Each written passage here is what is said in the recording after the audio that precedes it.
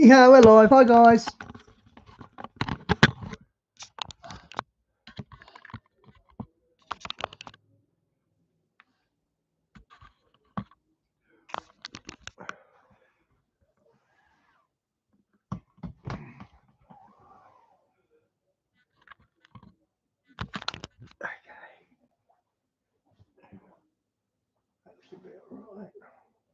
Really enjoyed it.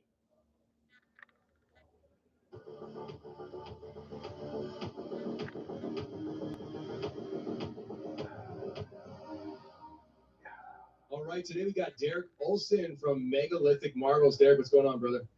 Hey, Tony, great to be back with you. Excited about what we're going to cover in this episode for sure.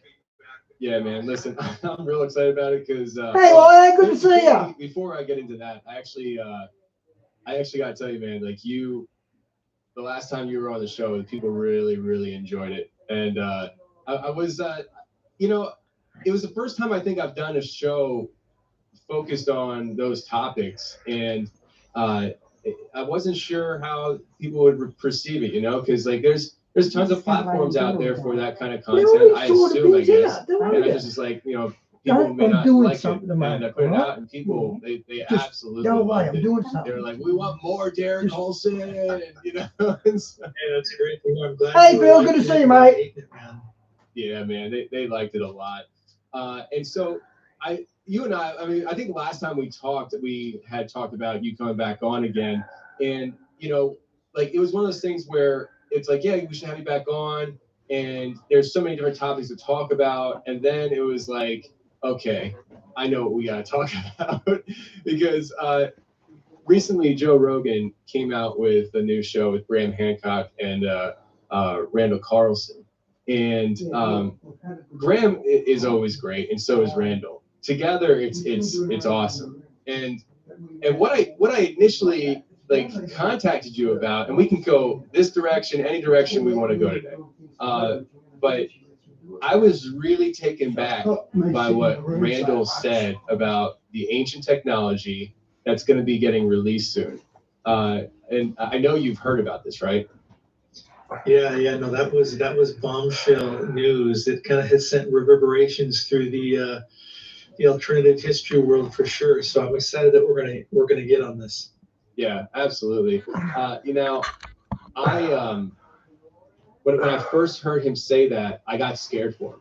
I got scared for him, and I got scared for the people who are coming out with this information. Because if anyone's listening right now that doesn't know what we're talking about, essentially, Randall Carlson said in the next 3 months there's going to be an information dump that's going to be centralized, so nobody can claim ownership of it, and it's going to have information on how to basically to have new forms of technology that's far superior than anything we have. Is that right? That's exactly what he was basically saying, right?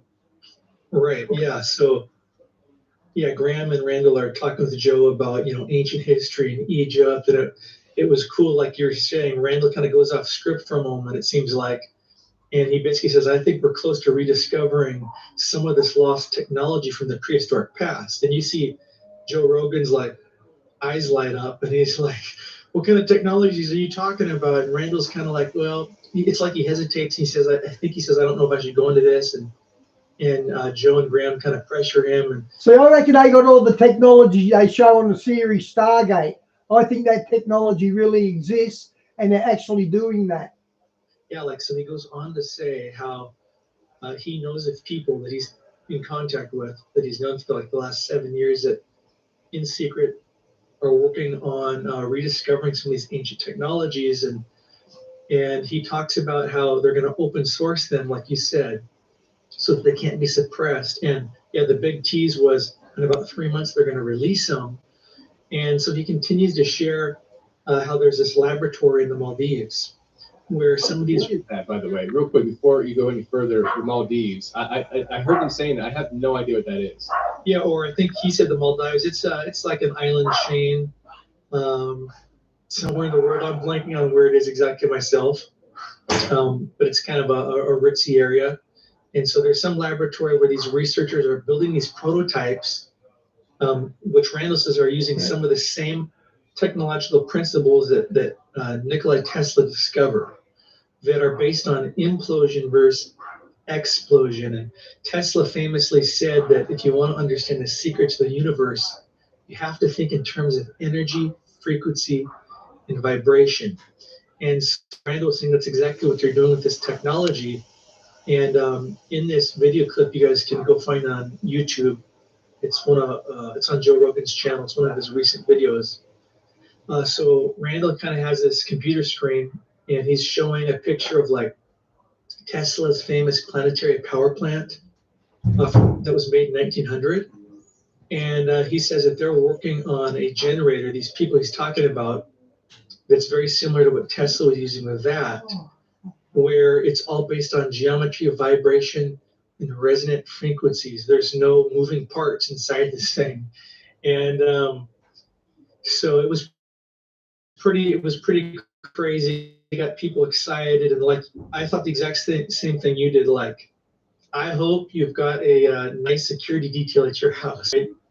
Yeah, that's exactly what I was thinking about. Because when they were talking about, I just go back to the history of Tesla and all the things that could have been if there was an active suppression on his research. It not just from governmental, but also other scientists that just were envious of him and tried to actively discredit him. Imagine if he would have had the support he had back then, how far along we would be with our technology. Because they say that that Tesla had technology that's in our cell phones today. He was so superior and far advanced, and that alone.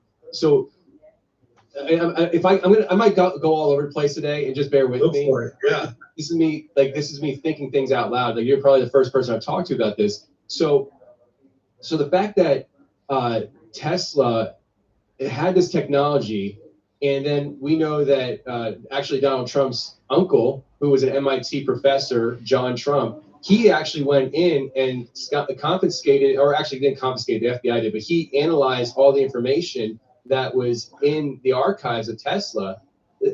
I talked to a guy that was an engineer for the military back in the 60s, and he said back in the 60s they had technology that he was working on back then that we have now access to today.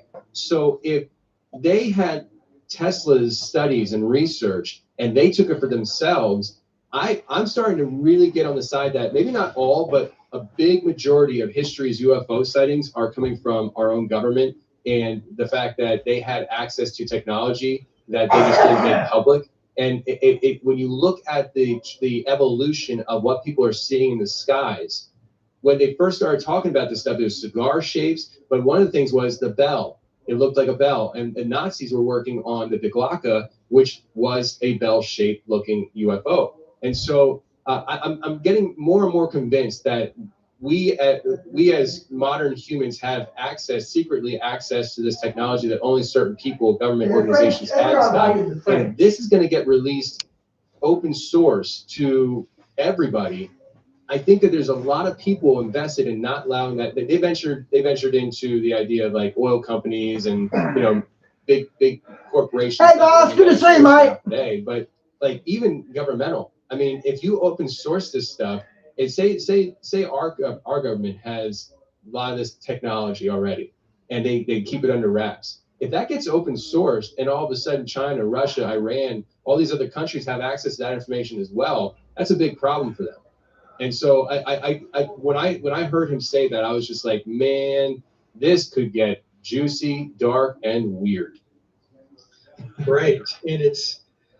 If you ever see something in the sky, for example, like you referenced, that could be, maybe black budget technologies that the mainstream doesn't have, I mean, there's something to it. I was in Alaska back in 2016, flying from Fairbanks to Anchorage on a red-eye flight. So it's about midnight, perfectly clear skies. I could see the northern lights. And I'm an explorer. I'm always looking out the window, and I was just taking this in. And I'm thinking, man, I saw a bright star off. I was sitting right outside the wing, above the wing. And I'm thinking, that must be a massive planet. Next thing I know, this thing goes at the speed of light, straight up, straight down, and then levels back off where it was, like anti-gravity technology. And I almost had a heart attack on the plane.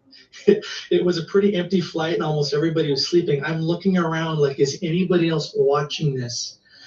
And I realized this was a craft it was shadowing our plane. This thing followed us for an hour all the way into Anchorage, and as we descended, it peeled back off away, and every once in a while it would do an anti-gravity maneuver, and my mind was blown. Like, I am seeing something. Whether this is a UFO or, again, my guess is it was some kind of governmental black budget technology. It was mind blowing to see for sure. Absolutely. Now, with that experience though, do you feel like that Squirrel. everybody's sitting on the plane and it seems like it's shadowing the plane? Did you ever get a sense that maybe this thing knew you were watching it, it was doing it for you? And then you don't have to say. Bastards, them 3 hands got us in a squirrel grip. Yes, I'm just asking because I've heard people say such things, and it's at least you got a light show out of it. That's an intriguing question. I've never thought of that. I never thought of that, but that's very interesting to think about. I know it was so real to me. Number one, like I said, I was looking around trying to see if anyone else was watching this. No one was. But I made a point I was going to ask the pilot about it, because they're usually standing there as you board. Well, he never came out. He was locked in the cabin or the cockpit. So I was bummed about that, but it was very real. I was very awake, and I guess at least I can say I saw a UAP, right? But have you ever heard about Coral Castle down in Florida? Yes. No, I haven't. I have. So this is kind of an amazing modern day technological feat that dovetails with what we're talking about. And it's right here in America. It's called Coral Castle. It's located in Coral Gables, Florida. And there's a guy named, he's not alive anymore, Edward Leedsklinen. This guy was not even 5 foot tall, they say. Yet he was somehow able to harvest, cut, and hoist over 1,000 tons without any equipment. Yep.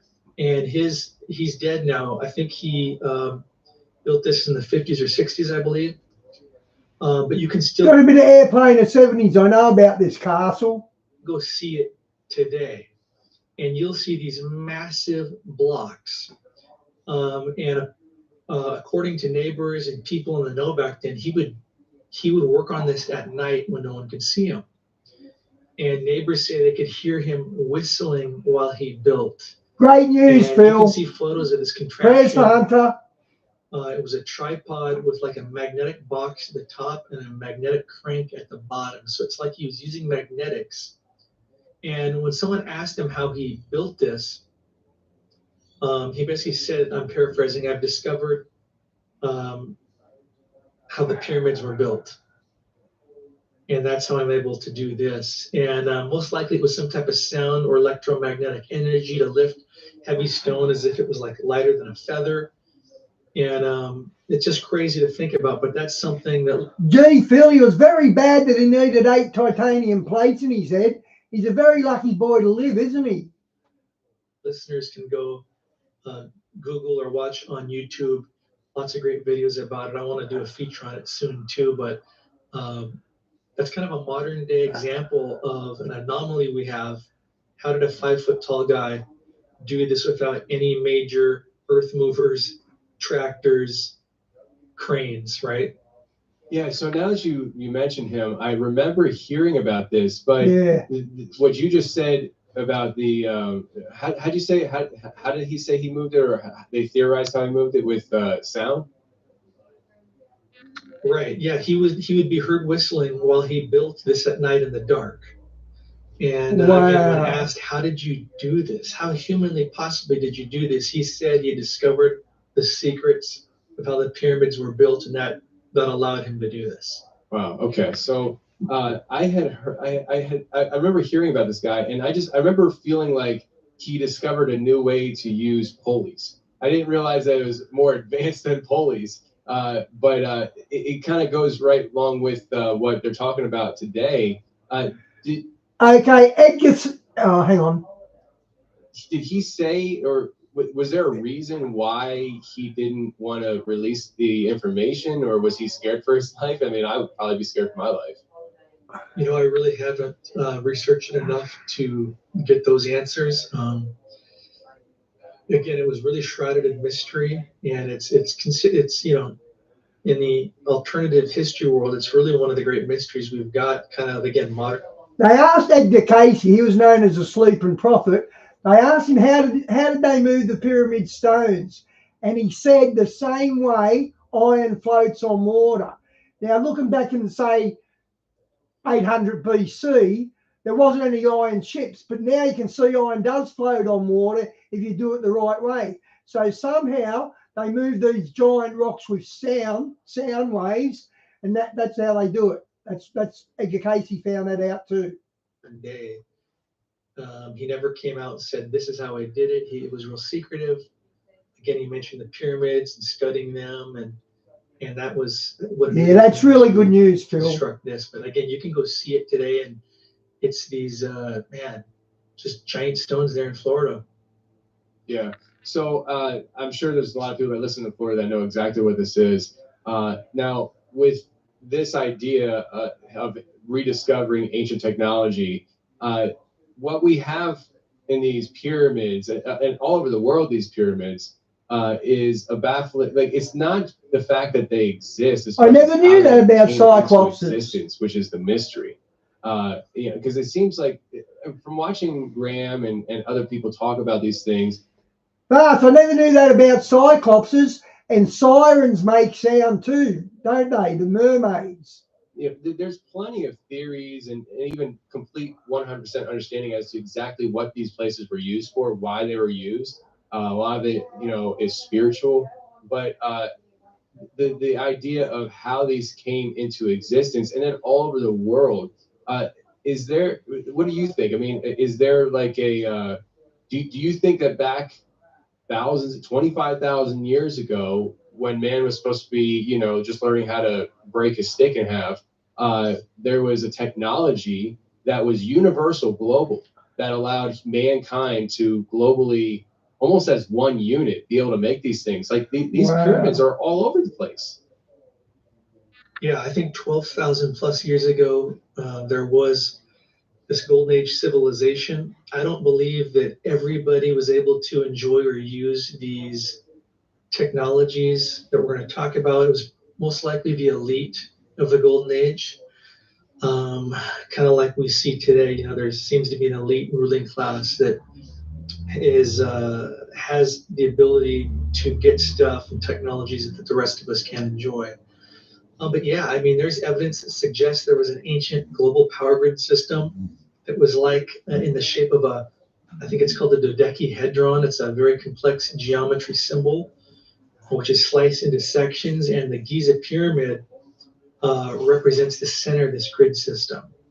And so magnetic ley lines, when you study these, they have a particular vibrational quality to them that seems to be able to channel energy for all kinds of purposes, including healing purposes, which we'll get into with some of these ancient Egyptian temples. Now, it's crazy because Egyptologists, that's those who study Pharaonic Egypt. The Pharaonic dynasties were the Egyptians that ruled about 3000 BC.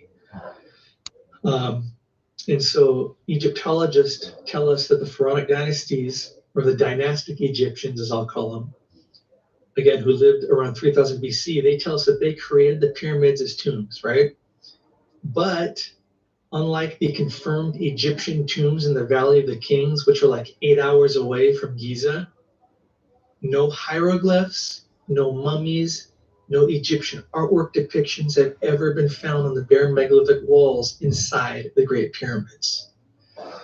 And so one of the great revelations I had when I was in Egypt this last February on our tour, when you're climbing through the pyramids, or the Great Pyramid, for example, this thing is not even functional to be climbed through by a human.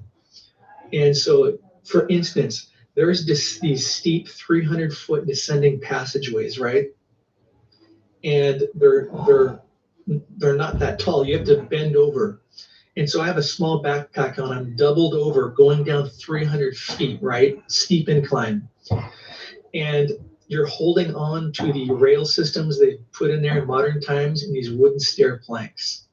How would the dynastic Egyptians of 3000 BC climb up and down these, carrying heavy statues, sarcophaguses, right, on their way to a funeral procession? They would slide down like a water slide on these bare, smooth, slick, megalithic walls.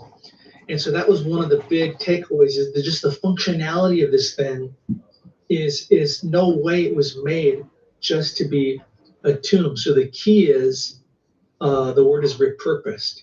I believe, in many other great researchers before me, including our guide in Egypt, Muhammad Ibrahim, who's also an incredibly bright Egyptologist and one of the only Egyptologists to break with the mainstream and say that I believe a megalithic civilization predated the dynastic Egyptians and made the pyramids.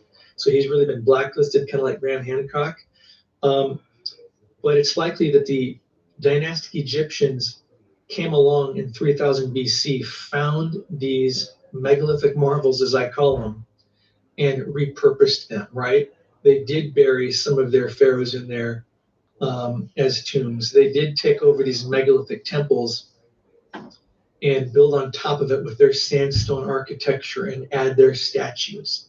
And so that's where it can get confusing, right?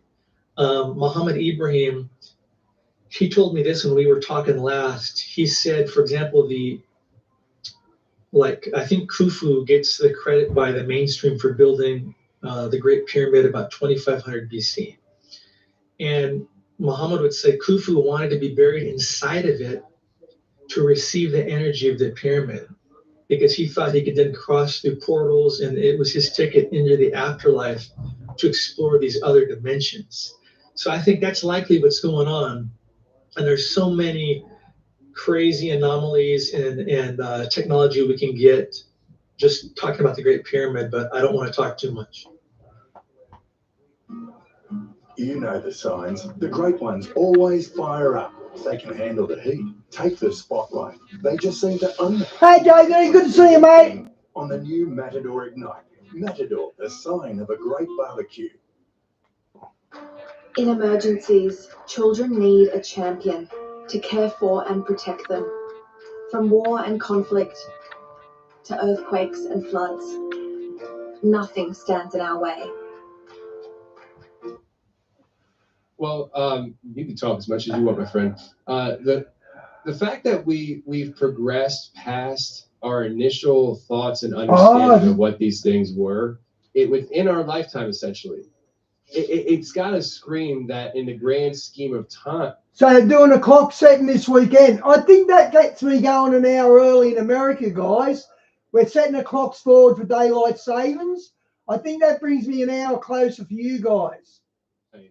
We're behind on what technology has to offer, but what was at one time here. Like the mere fact that, like, what you were talking about, how the initial understanding of these slopes and stuff, and how it's almost impossible, right? The fact that we progressed past that to say that's silly, that doesn't make any sense. That should tell us that they were so far behind our possible understanding how this thing could happen. And part of it, I think, is because we've been traditionally taught to think that the longer back you go, the stupider the people were. And that's just last time you were on the show, you talked about these like scoop marks in the rock. I forget where you were talking about and stuff. Yeah, the Aswan Quarry. Yep. I stop thinking about it, man. Like, I have that mental image in my head. Every day's a Friday for me, JD. I looked it up and stuff, and I was just like, how the heck could they have done that? You know, and it's just, to me, it really shows that the technology that they had back then was far superior, but also what you said on the previous show has really rung with me as well, which is that they viewed technology differently. Hey, JD, in Tasmania, isn't the main beer called Cascade, if I remember correctly? Than we do. we look at technology in a much more vicious way. Ooh, what can I do with this? Like who can I control? Ooh, if I have this, it means they can't. Yeah, I knew it. I thought so. It seems like they didn't view technology. I knew a couple of Tasmanians when I was in the army, and we used to drink that with them. That way. And it could have been because there was more of a global coordinated effort in a sense. You're talking about global power grid. Could there have been maybe not a global society? Maybe there was, but maybe it's just like a global effort together with this technology. I don't know. Yeah, no, because you see a lot of the same things in Peru, megalithic walls there. We're talking, I use it's not a real phrase, but I like to use it, megaton. I mean, 125 ton single blocks at Sacsayhuaman in Peru. And what you're seeing is you're not even seeing the 12 feet that go underground. So it's earthquake proof, and it's so massive yet so precise you can't fit a hair through it. I mean, this is the kind of technology we can't replicate today. You mentioned Aswan Quarry. For those who may have not heard that first show, and I recommend maybe you go back and do for context. But yeah, 472 Peru's megalithic cave of mystery. And when I say it in my head, I hear an echo: megalithic cave of mystery, mystery, mystery. Yeah, and I shared a pretty crazy story about inside that cave, so definitely go back and listen to that. But yeah, this Aswan Quarry, I like to say it's one of the smoking guns to me of ancient technology that was used, at least in Egypt. It's the world's largest obelisk laying in this quarry. It's 1,200 tons. I've seen that big obelisk in the quarry. It's huge. And, the naysayers will say, well, this was just, they were chiseling it out with chisels and hammers. And it got a crack, so they stopped using it. No, you get up close to this. And yes, the dynastic Egyptians of 3000 BC were chiseling and hammering in there. But there's two different methods of quarrying. There's that primitive method and the superior method, which is what looks like ice cream scoop marks. You get down around these unfinished obelisks, you see 1 meter wide scoop marks surrounding it all the way around. Okay, so this is what's that mean? One scoop mark after scoop mark after scoop mark, 1 meter. It's like a giant ultrasonic cutting tool was reaching down, going right through this extremely hard granite and scooping out that section. And when you look at the wall that follows the scoop mark up, you see these dark reddish lines, which is like a sign of excessive heat.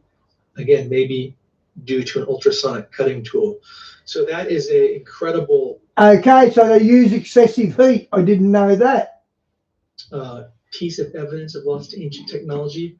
But then I just, you and I were talking about this video I just posted on Instagram of this levitation technology. And I wanted to talk about that because to me, this was really cool. And you can go to my Instagram, Megalithic Marvels, to see this reel. And this is at Esna Temple, which is located near Luxor. So again, this is like 9 or 10 hours south of Giza. So long ways away. And this temple is dedicated to the Egyptian ram-headed neter, or god known as Khnum. And this temple is larger than life. I mean, these pillars inside are so massive, it really takes your breath away. But again, going there with your megalithic goggles on, and having a guide like Muhammad Ibrahim is key, because he went and took us to this depiction on one of these walls. And what you see is you see this two giant figurines. One is this ram-headed god Khnum on one side, and on the other side is this Egyptian and ancient Egyptian king. And they're both standing on the sides of what looks like this megalithic temple, right? But the temple is miniature compared to them. But as Muhammad points out, the temple in that picture represents the very temple we're standing in, which is massive, right? Massive temple, larger than life. But when you look close at the depiction, you see that the temple is not resting on the ground where their feet are. it's, several inches off the ground. And it's also surrounded by what looks like an energy field. And when you look close, you see both of their hands are holding tools that are pointed at this structure. And the king is shooting this string of beads over his head down into the gate. And it's known as, again, the levitating temple. And so Muhammad, he theorizes that the beads that the king is holding represent an energy field, and that this is depicting the knowledge of this lost technology and giving us a clue, possibly, how they built it. So that was really incredible to take in, and I'm so glad I captured it on video, because it's really been there's really been a buzz about that. Like, people are excited to learn about how did they possibly build this stuff and move this stuff. And again, there seems to be a huge connection to sound waves, to resonant frequencies, and I can talk more about that if you want. Yeah, please. I would like definitely to hear that. Before you get into that, though, I want to ask you, and this is more of a personal thought, I guess, but why do you think that you're talking about a levitating building, a levitating structure here, and this is depicted, and I don't know how old this is as far as like how long we've had this, we've been able to see it and stuff, but it seems like a lot of this stuff has been able to been studied for 50, 100 years. And it's only until recently that we're starting to come to this point where we're talking about this other thought process with this stuff. And do you think it's because humanity has advanced far enough with technology on our own that we can start conceiving the idea of this kind of technology, even though maybe it contradicts the fact that in the past they had it when we're supposed to be just dragging our knuckles in the ground? Great question. It feels to me like overall, like in the world right now, there's a lot of people talking about a fourth turning. It's like there is this mass awakening on all kinds of levels, politically, holistically. Like, people are finally waking up to, healthier eating and organic foods, and the damage that, a lot of these drugs can do to you. And so it's like there's an awakening, I think, to even ancient history. Again, this Netflix documentary, it's the reason it's so huge, this Ancient Apocalypse documentary that you referenced that Graham Hancock's released with Netflix. I mean, this is huge because, Graham Hancock wrote some books like Fingerprints of the God. I'm going to check that out. Ancient Apocalypse. It's on Netflix. I've got Netflix. And Joe Rogan said in that video we referenced that he read that years ago, and he basically became this disciple of Graham Hancock. And so the last several years, he's had Graham Hancock on his podcast, which is, I think, the biggest in the world, right? And so that's really helped what was normally known as alternative history or pseudoscience. I get accused of that a lot, pseudoscience, to now be thought of, well, wait, maybe there's something to this if Joe Rogan's talking about it, right? And now Netflix is not just releasing it on their platform, but it is like a flagship series by Netflix. And so this is getting people's attention. And to me, again, that's proof that there is an awakening to these ideas where people they're searching for truth, I guess. And I think that's part of the reason I've seen growth with what I do. It's like people are just hungry for this stuff. They're looking for an outlet that's talking about it. I think that's why your podcast is so huge and the stuff you're getting into. I think people know there's so much more. Even, it seems like atheism is fading and people realize, man, there's a spiritual world that is very real, and the ancients talked about it, and they want to experience it. They want to understand. And so I think, in a nutshell, that's why we're starting to hear about this in the mainstream. A great awakening amongst humanity is it's amazing because like what you just described, we're living in it right now, and it's crazy to think about on certain levels, because you have on one hand this great awakening, and then you have this other hand this seemingly archaic way of living life and doing things that seems to be on its way out, but also clawing and grasping for every last inch of life in our consciousness and understanding. And that yes, that does go politically as well. If anybody's thinking, is he hinting? Yes, I'm hinting. But it's really an interesting time to live in right now, and I'm fascinated.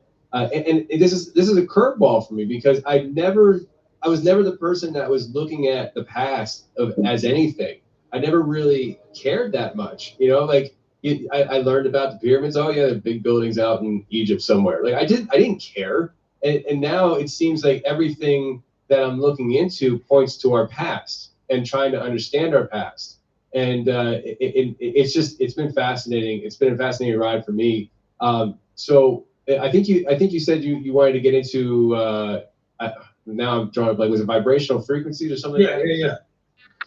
We can talk about that. And it's interesting. There was a company called the Nippon Corporation from Japan back in, I think, 1978. They basically wanted to prove to the world that they could figure out how the Great Pyramid was built. And so they basically tried to build the Great Pyramid stands almost 500 feet. Well, they tried to build a 60-foot tall miniature version of this using limestone blocks. And all they were doing was just stacking blocks in a triangle, right? Like it wasn't like the real mechanical Great Pyramid that has passageways and chambers. And they were going to do it using ramps, pulleys, what the mainstream tells us how they built the Great Pyramid, right? Giant workforce, slave labor.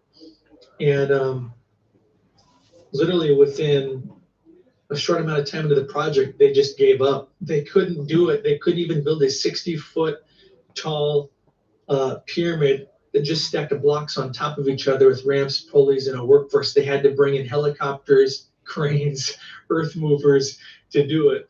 And people can search that to really get the details. Wow, just for a 60-foot high one. One of the great fails of modern times of humans today trying to prove how they built it.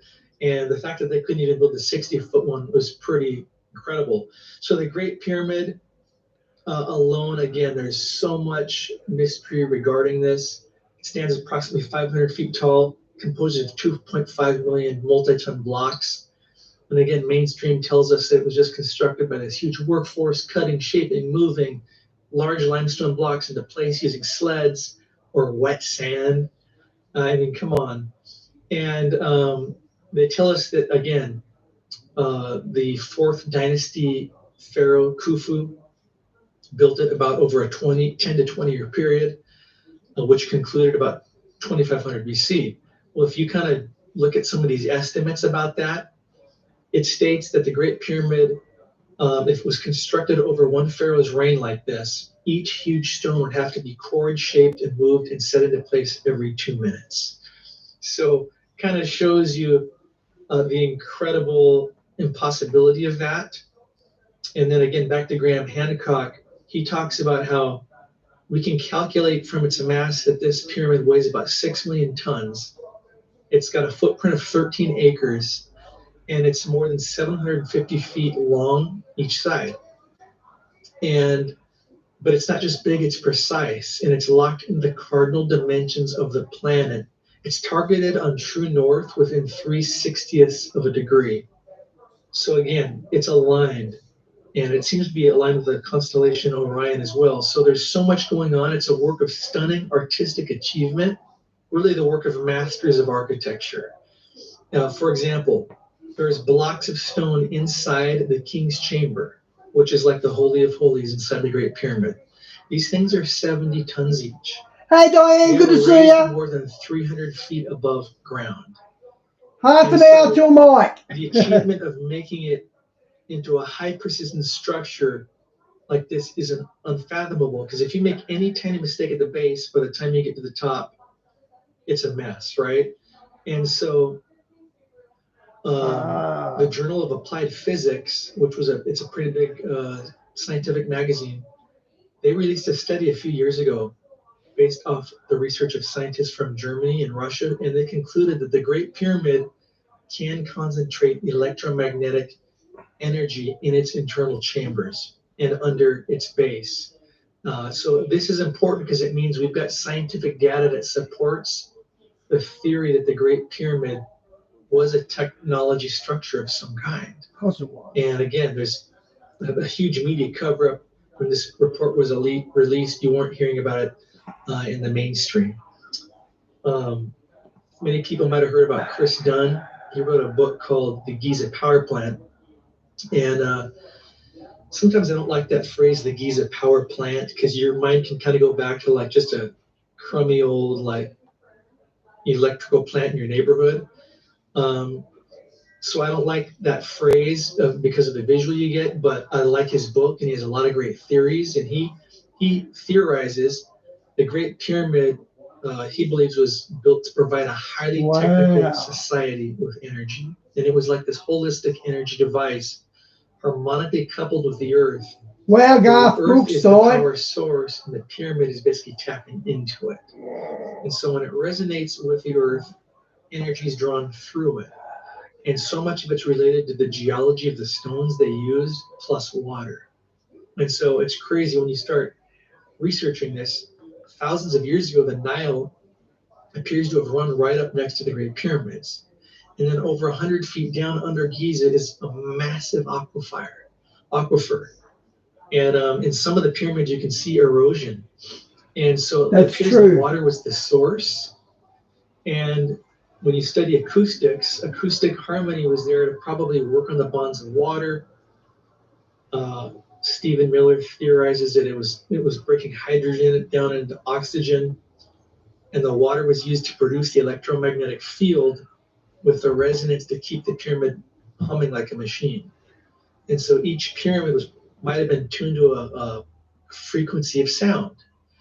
And every chamber was probably specifically designed in advance with acoustics to generate specific sound frequencies. And when you're in the Great Pyramid, there's a spot called the antechamber.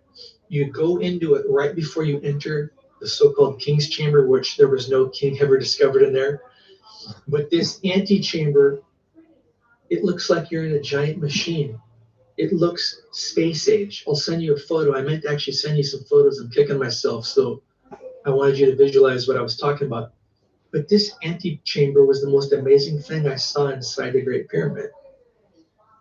It is, extremely hard granite, but these blocks are layered like you're looking at hydraulics inside an engine or something. It's mind-blowing. And again, the crazy thing is, when you look at the it's over. Good. archaeological record, the dynastic Egyptians, and I might have mentioned this in your last show, they had copper chisels and hammers. Wow, that's great news. And they might have even had some iron, which is a little harder. But copper and iron are like 3 to 4, maybe 5 on the Mohs scale of hardness. That is the standard. That's good news. The strike is over. I wonder what they got. You were saying they wanted 70% pay rise. I wonder what they got, because they held the nation hostage when they done that. Judging how hard a stone is, like diamond is going to be a 10, right? Copper's down there at 3 or 4, iron maybe 5. We're talking about Aswan rose granite. It's got quartz all inside of it. It's extremely hard. So it's like an 8, maybe 9 on the Mohs scale of hardness, I believe. So the point is, it's way harder than the tools the dynastic Egyptians had. So one, even if they could use blunt force, for a decade to pound away and try to shape granite, they couldn't have done it with precision to where it's mortarless and it looks laser-like cut, right? So again, you see that kind of stuff inside the Great Pyramid, and you just know inside the whole thing reverberates and echoes on frequencies. And it just really gets you thinking about how crazy it is that all of this granite you see inside the Great Pyramid, people just assume, well, they just grabbed these blocks right there on site and started to build this. No, guess what? These blocks come 11 hours away. Dark chocolate. Come and discover a new world of incredible flavors. They want you to change your name. Archie Leach doesn't cut it. Anything come to mind? Cary Grant. In the face of adversity, Caritas partners with people facing poverty. The only place Aswan rose granite's found is in Aswan, 11 hours away from Giza, by car, I believe. So you not only have the problem of shaping it, creating this, how in the world did they move? Diane, when the Geeks You guy yesterday came, I got him to redo Skype for me because I couldn't activate the Skype app. So I got him to do it, and I can't find you. I'm under Colin McIntosh with CM as a thumbnail. I'll write it down. You too, Phil. You're on Facebook. Skype as well. 11 hours by car, right? Yeah, see, and that's what's so fascinating about all this is when you start hearing about all these anomalies. Okay, cool. Well, seemingly anomalies for us, and it's hard to comprehend. So you're sitting here and you're talking about the structure of the pyramids and how the Nile flowing next to the pyramids, and then the aquifer. And I'm starting to draw this picture of okay, so water plays and the power of water, and then the energy, and then that's creating the sound. They're harvesting the energy that's created from the sound, or vice versa. And I start thinking about all this stuff, and all of a sudden you're like, and they pulled these things from all the way over here. And we don't know how to do that either. I'm like, well, so because part of me's like, okay, so it's this one spot, and just figure this out. But then it's like, well, how do you make that mobile then? Because that's like they were moving all this stuff in, and how did they do that as well?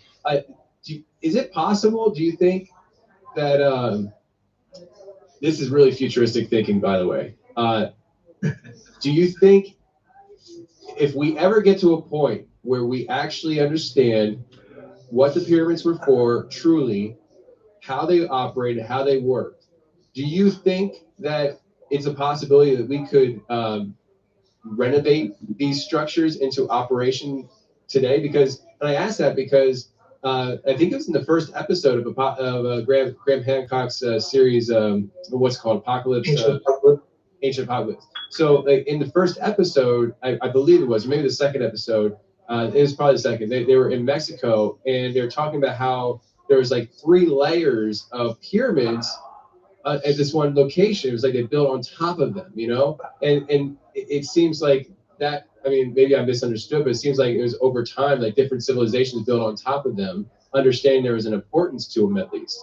Do you think that the pyramids in Egypt could be reusable at one point? Boy, that's an intriguing question. Hey, why not? If we were truly open sourcing the technology and tapping into the geology of how it was used, that could be a possibility. Here's one thing I know for sure: the dynastic Egyptians were 100% trying to do that. And I'm going to give you some proof of that.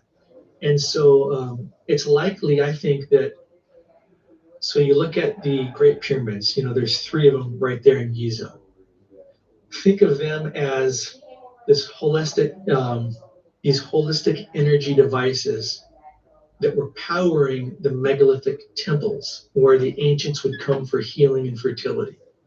So if I send you a picture of, there's a structure called the Valley Temple, or these other temples like the Esna Temple I referenced with the levitation depiction. These are temples, and a lot of them have the same megalithic stonework that's inside the Great Pyramid, except where the pyramid's not functional for a human to be, or some kind of ancient being to be climbing through, these megalithic temples are. And so it's likely that many theorize the pyramid was powering these temples that were designed for healing and fertility. And when you study the dynastic Egyptian writings and their hieroglyphs, they're talking about these were for healing.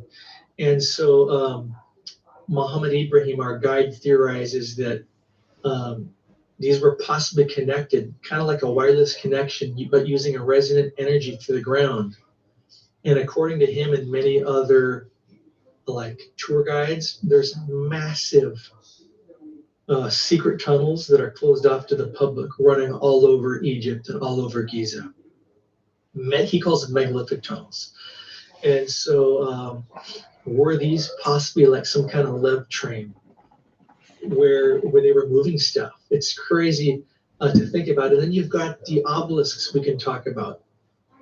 At Karnak are some of the world's largest obelisks. We talked about the unfinished one, but it's mind-blowing to see the ones that are still standing, like at Karnak. I think Karnak has the largest standing obelisk in the world, made of rose granite again. This thing is massive, and it was likely operating like a huge antenna for cosmic rays that could release energy upon this ancient civilization. So again, we think of power poles and electrical cables, and they're using this holistic type of technology that's tapping into geology, just tapping into nature. And it was just far simple. And again, how they made this stuff was simple. But then you look at the hieroglyphs themselves up close, and you see evidence of ancient technology. On our last show that I talked to you about a site called the Ramesseum and the megalithic statues. That doesn't ring a bell, but that doesn't say much for me. Okay. Well, this to me was one of the greatest surprises on my trip in Egypt this last February. I knew that going there, the pyramids were not created by the dynastic Egyptians; they were megalithic, and I knew there was megalithic temples in Egypt. But I assumed that most of the statues you see in Egypt were all dynastic, right? Again, made by the dynastic Egyptians in 3000 BC, King Tut, Khufu, those kind of guys. So you go to this site called the Ramesseum in Luxor, and it's dedicated to Ramses II, who ruled about 1300 BC. And they call this site that they dedicated to Ramses II, again, a dynastic ruler, because guess what? The name Ramses was found at this temple. But here's the question. What if this is talking about more than one Ramses? What if this was the original Ramses? Follow? And so you walk around the site, and it's massive, and you see, mostly these sandstone pillars, which is much softer than granite, right? You see these sandstone walls. You see these sandstone statues. They're all built in sections, like there's a leg section, a waist, a head and torso section. These are dynastic statues made with sandstone, much softer than granite, but that's the best they could do. Makes sense? And it's about 20 feet high, made in sections. Then you go around the corner, and you see a megalithic statue. This thing is severely damaged.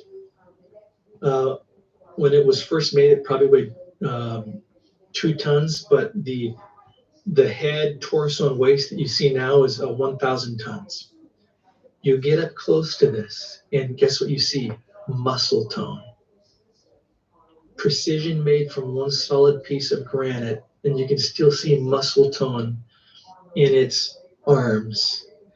And on its shoulder are these, I call them precision, deep embedded 3D symbols.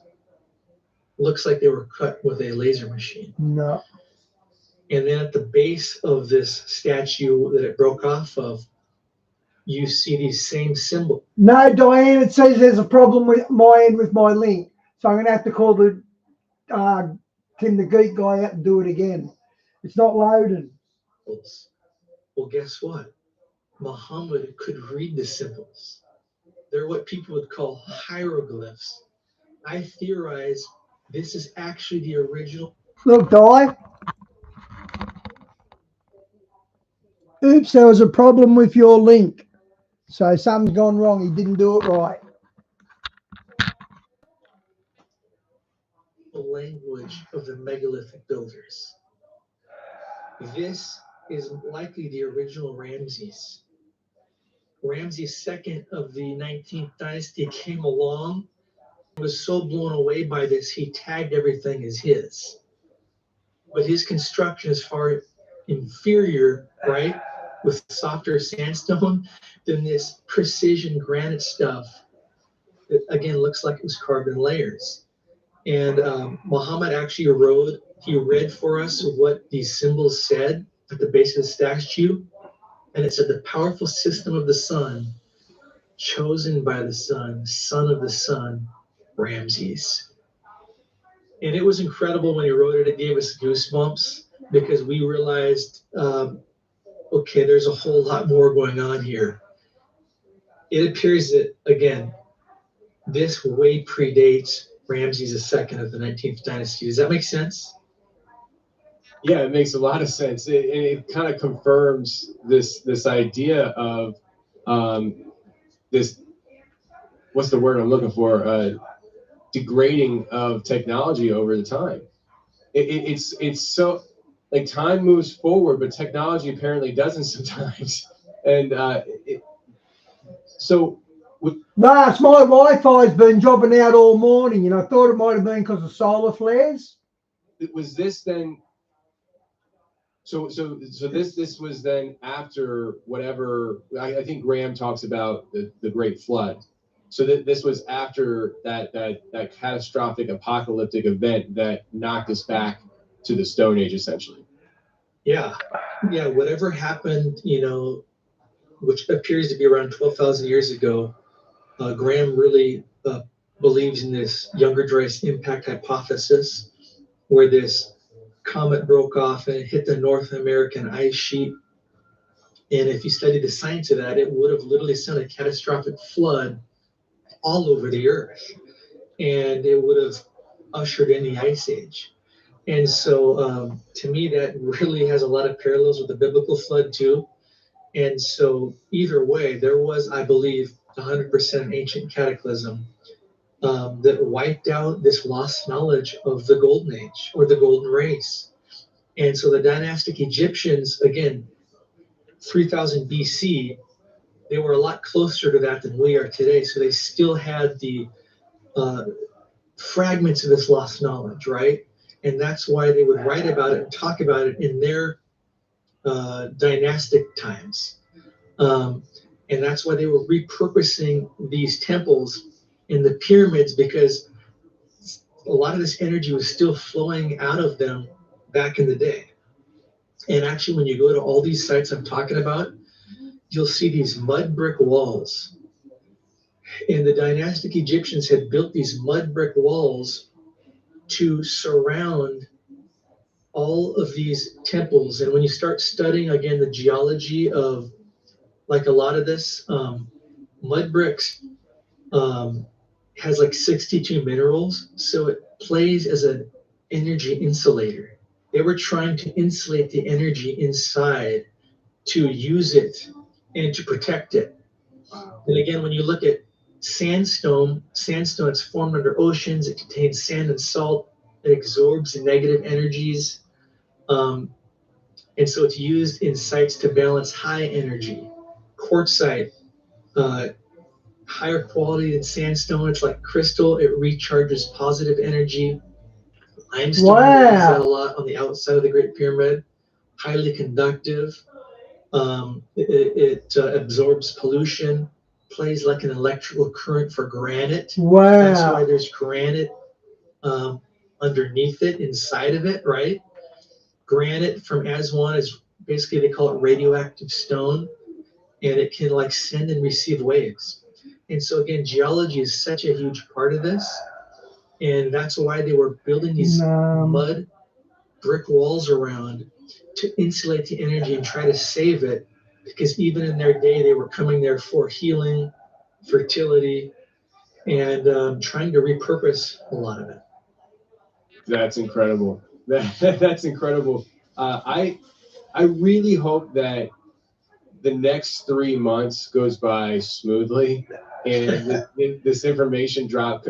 Imagine, like, I don't know, I'm sure you had thought about it, but like, if you just sit back and think, like, if that is a success and that info drop is successful, who's to like, who knows where we're at in 20 years from now, technology wise? I mean, imagine. So it's 2022, and I always use this example. Back in the early 2000s, just say 20 years ago, how far we've grown in technology. Well, imagine if there's an info drop that kind of put like just nukes, like gives us the power of a nuke behind it, just shoots us forward. I mean, like, I really hope that it happens and it allows us to understand the past better, but also I'm really hopeful that some way, somehow, this technology could really solve a lot of our issues that we have on a global scale. I can't even fathom it. I can't even imagine what that even looks like. But the idea that maybe through this technology dump, just this nonsense between countries can just kind of come to an end, and just we can kind of live a little bit more at peace. I really kind of hope so, because I'm a father of little kids, and and I'm over here trying to raise them and be like, you could be anything you want to be in this world. I'm like, if we're still here, sucker, so, Right. Yeah. No, I was gonna say, I should talk about the Sphinx before I forget, because to me, when we're talking about dating and cataclysm, and some people hear 12,000 BC and it really short circuits their mind, especially if they're coming from like a young Earth paradigm. Robert Schoch, who's a geologist, scientist, I believe too, done some incredible work on the Sphinx, and he talks about how, according to, again, standard Egyptological thinking, the Great Sphinx was just carved from the limestone bedrock on the orders of the Old Kingdom Pharaoh Khafre around, again, 2500 BC. When you look at the Sphinx, though, on its body and on the walls that it's the Sphinx as enclosure, you see this massive, heavy erosional evidence. And he concluded it could have only been caused by rainfall or water runoff.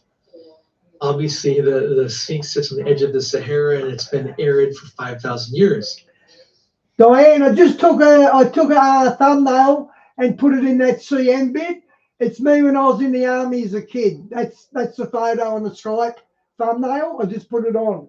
I'll look up Purdy now. Purdy. Furthermore, very structured, securely dated. Is it just Purdy? Is it Diane Lynn Purdy or just Purdy? Into the Old Kingdom show only erosion that was caused by wind and sand, very distinct from water erosion. And so he came to the conclusion that the oldest portions of the Great Sphinx, what he refers to the core body, must date back to an earlier period. And his latest research now points, guess what, to the end of the last ice age, 10,000 BC, a time when the climate was very different and included more rain. And many people have said that, well, the Great Sphinx can't be that old, in part because its head is a dynastic pharaoh head, right? But if you look close, especially look at a drone shot from above, you'll see that the head is tiny compared to the body. And it's clear that from about 12,000 BC or 12,000 BC, from what I can gather, he's saying the pyramids are 10,000 years old. The current head is not the original head. The original head would have become severely weathered and eroded. Okay, I'll do it now, Di. Repurposed. The dynastics came along and recarved it, and it became naturally smaller. And how do you spell it? And Schoch also pointed out, and I'd never heard this till a couple months ago. This was mind-blowing. There's hieroglyphs dated around 3000 BC that talk about the Sphinx as a lioness called Mahid or Mahed, and this lioness guarded the royal archive. So 3100 BC, the dynastic Egyptians are referring to it being very ancient already if you read the whole context of this. So again, this corroborates the Sphinx goes back to a much earlier period. And Dr. Robert Schoch even found what he calls a secret chamber underneath, I believe it's right paw. He was never given access to go down there or even put cameras down there to show us. But again, Egyptology, they know a lot of this, but they won't talk about it, show it, or admit it. But the key I shared that is this, I believe, corroborates that a lot of these structures in Egypt are much older than we've been told, A. And B, Gotcha. like in the Sphinx, we've got this statue, this creature. Found you, Di. Just send a friend request. Yeehaw. That I believe represents, a golden age hybrid of some sort, right? And again, it was likely this lioness. Phil, are you still on Skype? And so that gives an even stronger case of these megalithic statues I talk about. So the ancients weren't just building these structures. I mean, they were artistic. Already found you, Di. I sent you a friend request. Behind depictions for us to see. The key is the dynastic Egyptians were emulating them. So those symbols I talked about at the Ramesseum, I believe, were part of the lost original ancient Egyptian language, and the current dynastics incorporated those into their modern day language. That's also why they dressed the way they did and depicted the way they did, because when you look at these statues at the Ramesseum, and there's also one at Karnak, it's the waist down. Again, you see muscle tone in the thighs, pure granite. These are megalithic. Muhammad took us to the Egyptian Museum. There was a statue there. He said, look at the feet.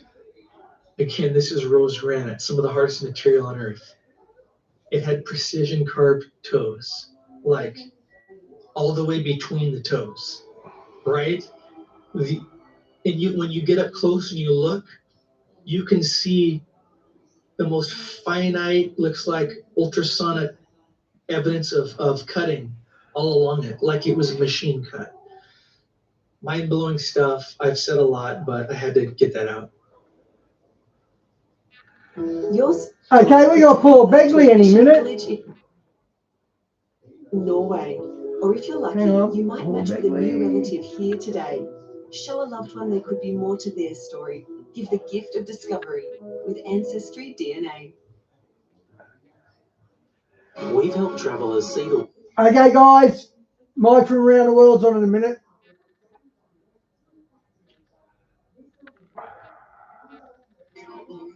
Across the land, anybody looking for purified, lift up your voice and say amen.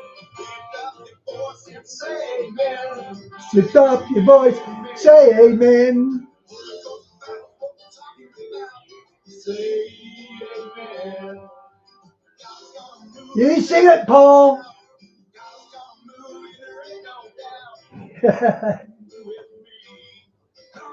Somebody shout. Yeah, Di, I was looking for that as well. In our own hearts and across the land, anybody looking for purified, lift up your voice, lift up your voice. Anybody here looking for revival, in our own hearts and across the land, anybody looking for purified, lift up your voice and say amen. Lift up your hands and say amen. Oh, that's right. I'm tuning you up, Di.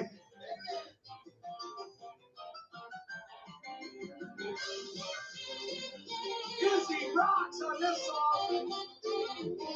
You sing it, Paul.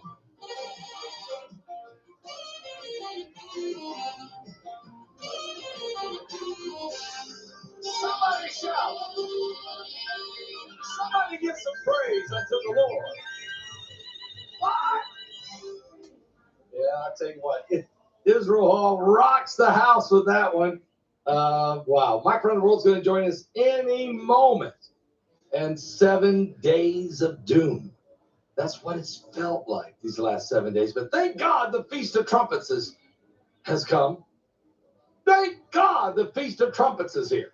Oh, Gonzaga Bulldogs. Want to thank you for sending the shirt to me. I'm representing. But guess what? I don't know who sent it. They opened the Yes, I package did. and gave me the shirts, but didn't give me the names of who. It wasn't Heidi either. Okay, I'm not gonna blame it on anybody, but I'm just gonna say they didn't give me the names of who sent it. So whoever you are out there, go Gonzaga. You know, Gonzaga's been tough in basketball. I mean, their college basketball, they have been tough. Yeah, just signed in, Diane. My Skype channel's all back to normal now. I just got to. Phil's not here, I don't think, but I've got to see if Phil's there as well. He was here earlier, but I asked him, is he on Skype, and he hasn't replied. Phil, if you're on Skype, give us your the link, please. Years, I mean, just incredible. And so anyway, I'm representing tonight. And if you send in your favorite team, I have right now about 3 different teams over here. I haven't even wore the shirts yet because I've got them, and I put them in order so that after wearing, you go to the back of the line. But more keep coming in, so you may not. It might be a while before you get back in line, but we're gonna keep representing on Thursday night. Okay. All right, Mike's gonna be here any moment. There's so much going on. You got to imagine how busy Mike from around the world's been with this whole Middle East thing. I mean, wow. And, you know, he's given us these dates that were so incredible, and things happen on those dates. Whether we got the 2 moons, or whether we had the massive solar flares, or whether we had the in Israel, blowing up the pagers and the walkie-talkies and killing on the 29th, they killed Nasrallah. You realize that Hassan Nasrallah, not only was he the head of Hezbollah for 32 years, but he is a direct descendant of the Prophet Muhammad. This is why the whole Middle East, this struck a nerve. And we just don't know where all this thing is going to go from here. And then we've got these hurricanes, and we got the comet, we've got asteroids scraping by, signs in the heavens. And then we've had this massive hurricane, and it was 1 week. It's only been a week. The hurricane was just coming, hadn't even come ashore yet when he was on here last week. Look at it. And we had the shipping ports strike. Somebody's being called, and that's making me nervous. Yeah, Phil, I looked you up, so I didn't think you did. Okay, mate, thanks. Okay. I can contact you on Messenger anyway, so we work out good, bro. You know how it is. Sometimes things get a little messed up. You might be trying to call. I don't see them. It's been 3 minutes after, so. And I've had problems with this phone for some reason. But we'll wait. Mike, if for some reason this phone here you're calling's not getting through. Oh, here he is. Okay, joining us right now from some location on this planet, Mike from around the world. Mike, how you doing tonight? Hi, Pastor Paul. Oh, no. Uh-oh. Hang on. Try that again. Busy night, you say? Yeah, busy. Busy, but you're doing good. Yeah, doing good. All right. Well, Mike, I'm just reflecting on the last 7 days. I call it the 7 days of doom. Not that it's total doom, but I mean, since you were on last Thursday night till now, look how many things have happened. The world has literally gone insane, Mike.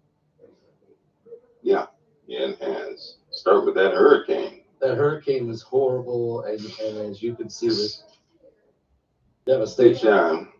It stuck to the East Coast. Remember I talked about those high pressure systems that would not let that storm go inward. When we have another one, we have another high, and it could because we have 2 other hurricanes that could form, and there's a chance this high pressure system may just obliterate that storm. It may just suck all the energy out of it. But either way, the damage was incredible. It went up the East Coast, Pastor Paul, and I don't believe they're reporting. They're not reporting everything. They can't do that. But it's some pretty bad damage. Yeah. Mike, here's I'm getting emails. Oh, we know that right now the reports are, at least about before I came out of the year, 215 people are dead. But That's a lot more. There's a lot more because we're getting some feedback from people who are up in that area. Who, of course, they haven't had power for a week, but some of them are finally getting they're getting some satellite phones. We're getting some feedbacks, but they're saying that there's bodies everywhere. That there could be 1,000 people dead. Is that possible? I have two nieces in Asheville, right? And of course, Asheville has a history of flooding. And in fact, in one of their municipal declarations, they have special coverage for floods. They have instructions for floods, for after flood and before flood happenings. I tried to convince my two nieces to get out of there. It's a quaint little place, but it's the topology is all wrong, right? And but they got stuck there. Now Asheville right now is cut off in several different places.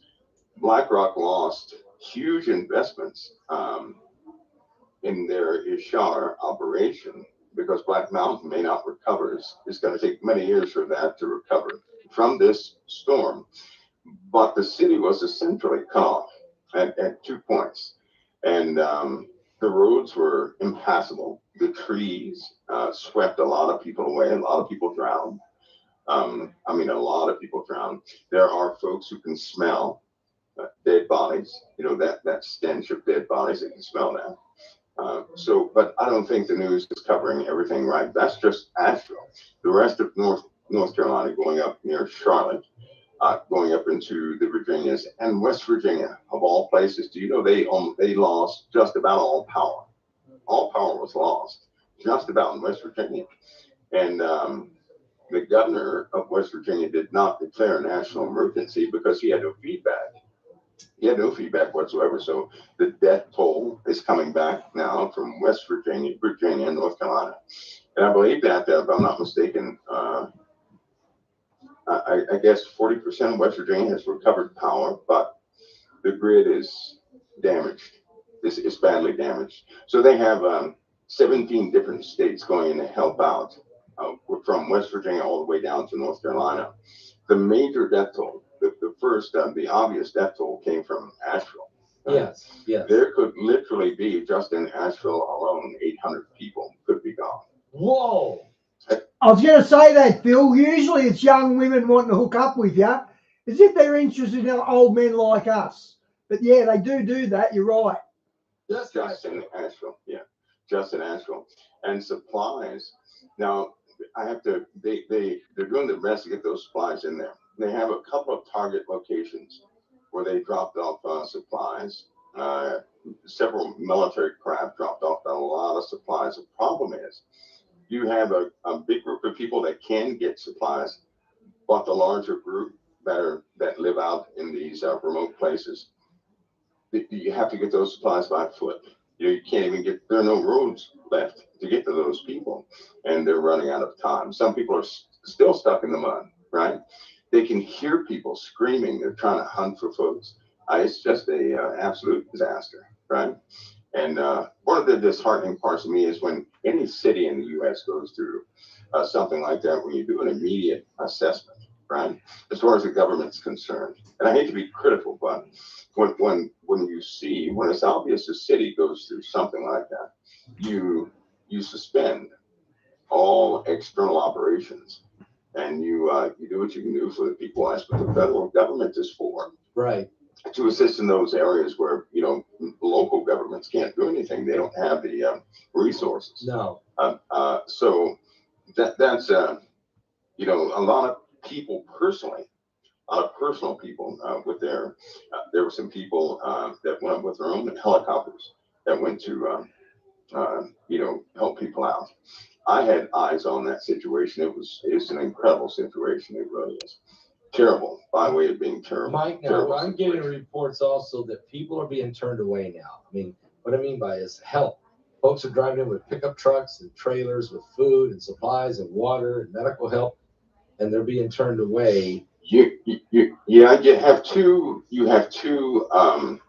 There are two civilian companies, right?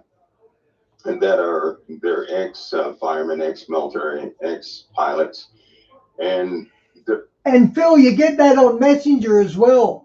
You get a lot of scantily clad young women in their 20s trying to get you to hook up. They're helping out everybody, but what was happening is people were trying to come in and help, and they themselves go missing, right? They were getting in trouble and going missing. And so they had this company was working with the government there and told them, we Yeah, Vast, you haven't heard from Tricky since Christmas, have you? can't allow these people in there because we can't account for them. You know, people are going missing left and right. There's still some vulnerable spots in there where people are being lost. So it's a bad situation. It requires lots of oversight, you know, and there are a few private companies in there that help in natural disasters that are doing their best. But the problem again is there are areas there, if you get a vehicle in certain areas, the flood waters are still up, you could, you know, that person can be lost. Right. And so, you know, that would be bad. So it's essentially, it's 4 quadrants, and that's its cutoff in 4 quadrants, right? I spent about, I say about 4 hours there, maybe about 4 hours there. And it's just not a good situation. So you've spent about 4 hours there since? Diane, they're passing laws here that under a certain age, you can't get access to social media because of the predation that goes on and things like that. So if you're a kid, you're not allowed to be on social media. I don't know what age you're going to make it, but I sort of agree with 12 and under at least. 16-year-olds need social media, I'm guessing, but a 12-year-old doesn't. So I sort of agree with the law. Yeah. Yes. So are you involved? So I take it you're probably part of the total assessment of the situation. Am I correct? Well, I went there to get some eyes on, and I'll subject it to some opinions and guidance. But Fastball is one of those situations where they're going to need a little more than you know, the average group to come in and do anything, because you have people who have zero supplies. You have you know, communities that are being looked over. Nobody's gone to them. There are actual great spots on the map where nobody has gone to them. Nobody's been there yet. They're still on their own. They're still on their own. Right, and that's a problem. You know, when you're in a disaster, wow. You know, you can't leave people there in that type of disaster for any amount of time. So that hurricane was 3 or 4 days ago, maybe longer, and some places still haven't been gotten to yet. That's pretty damning. You know, but it was hard to tell who was in charge. We will, Vast. We'll see, Tricky. Who was doing what. There was a loss of communication as far as supplies were concerned. They had the supplies on the ground that were still on the pallets, going nowhere. That's a no-go, right? They did have it was a long line of people. People waited 3, 4, 5 hours just to get water, oxygen, food, things of that nature. But those were the lucky ones. There are people in other regions that nothing has gotten there yet, right? Because they didn't figure out, all they had to do was an airdrop in those places. That's all they had to do. So it's you know, our emergency response in this country, you think we'd have it down pat by now. We do not. We don't. It simply isn't. I mean, they talk good, yeah, but in every single disaster, there's always a group of people left out. Is that because, and I mean, I don't want to start naming names, but is that because we put unqualified people at the top of some of these agencies?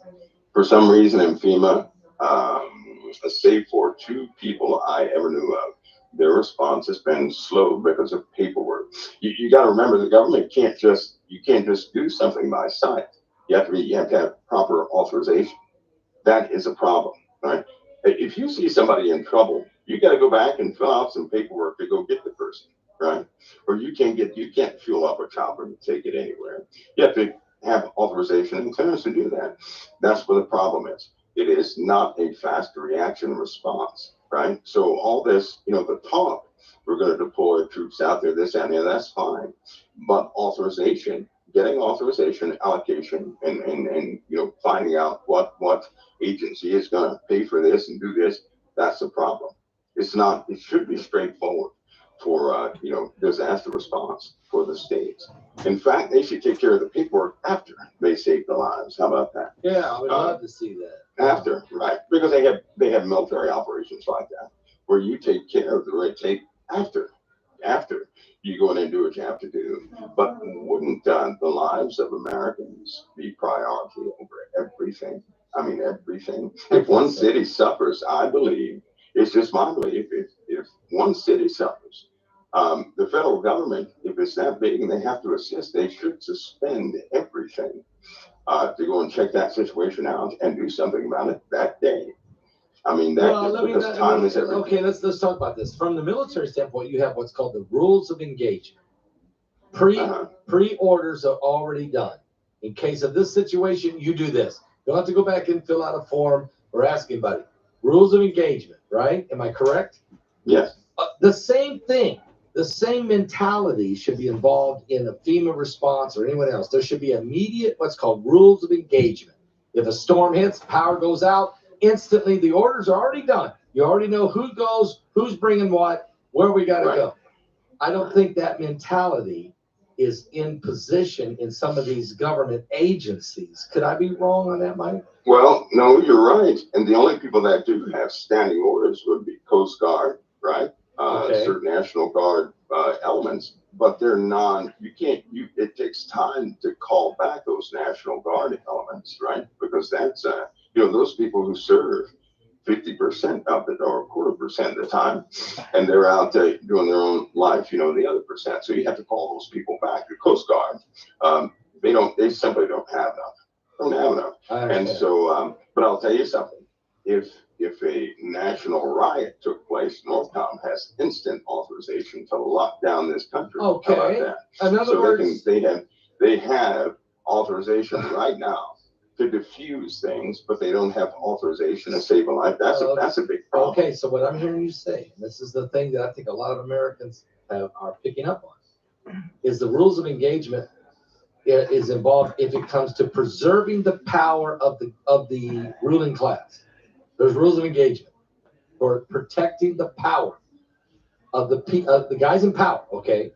But when it comes to protecting the devastation from these situations, there is no rules of engagement. Just we'll do the best we can kind of thing. And if we get there, we'll get there when we get there. I mean, that we got to change that mentality. I think we do. Don't you think? The same thing with technology. Do you know when Asheville, when it first happened, do you know what the governor and everybody else said? Oh, it's not too bad. Oh my God. They had no idea how bad that situation was. They had no idea. People were they were doing the social media live. When the cell phones went down, all communication was lost. Nobody knew about anything, but the people saw these live Facebook feeds, and they were calling everybody. If not for Facebook this time, right? Yeah. Nobody would have known the extent of the damage. That's a fact. Social media. Because they had people combing social media, and the folks who saw these people started calling agencies, right? And they made them pay attention. That's horrible. That it has to be that. We can see a gnat's butt from up in the atmosphere, but we can't tell the city. People are in distress in the water. One lady was in the water for 5 hours. In flood water, 5 hours, and she began to pray, and she said, the Lord said to let loose of the tree. I'm in the water. I'm going to carry you to safety. And so she was stuck in the roots in the tree. She let loose, and she finally ended up in a very safe place. She was rescued. Wow. But others weren't so fortunate. They were washed away with the water. I'll tell you something. Those people pray down there, and I'll tell you that. Amen. Well, that's God's country down there, okay? That's God. Yeah. That's the Bible Belt. That's Billy Graham country. Here's a question. You have to know the American people, how they feel. They've watched 10 million illegals come across the border. They've seen them be put in hotels. 10 million. What a fraud. We know it's a lot higher than that. Wow, Paul, you give yourself away every time. All across America. Given debit cards, free access to health care, and everything else. Yes. And then, but when they're in a disaster, nobody can get to them. Right. It's not feeling. That don't feel good. Does that feel good to you, Mike? Well, Pastor, if I'm a Christian now, so I don't go there anymore. But I'll tell you something. When you are young and you're trying to establish yourself in this country, right, this great country, and then you find out that a foreigner can come in and get paid to start a business. and get, and have free room and board. And they don't have to pay taxes, and they get grants for everything they have in that store. That's disheartening. A kid coming out of college trying to get established, they come out with debt. But you find out that all foreigners are getting grants to come to this country to set up businesses. Free education. And they're finding them houses, nice houses. Yeah. They automatically have cars, trucks, everything they need. But an American who's born in this country, who gets educated in this country, you can't do that. You cannot go out and get a grant for a business. They're going to put you through so many ringers. It's not funny. And then somehow they're going to find a way to say, well, you don't have enough experience. You're not qualified. You have to do this first.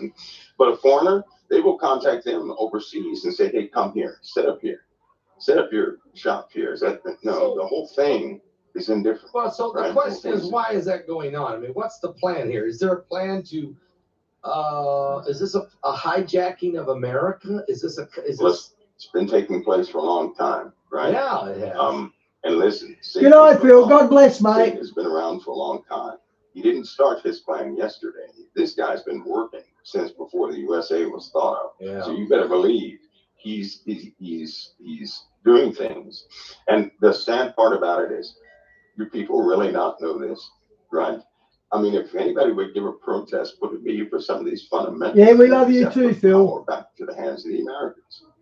Yes. If the Americans don't have power, they can protest all day, and the government still says no.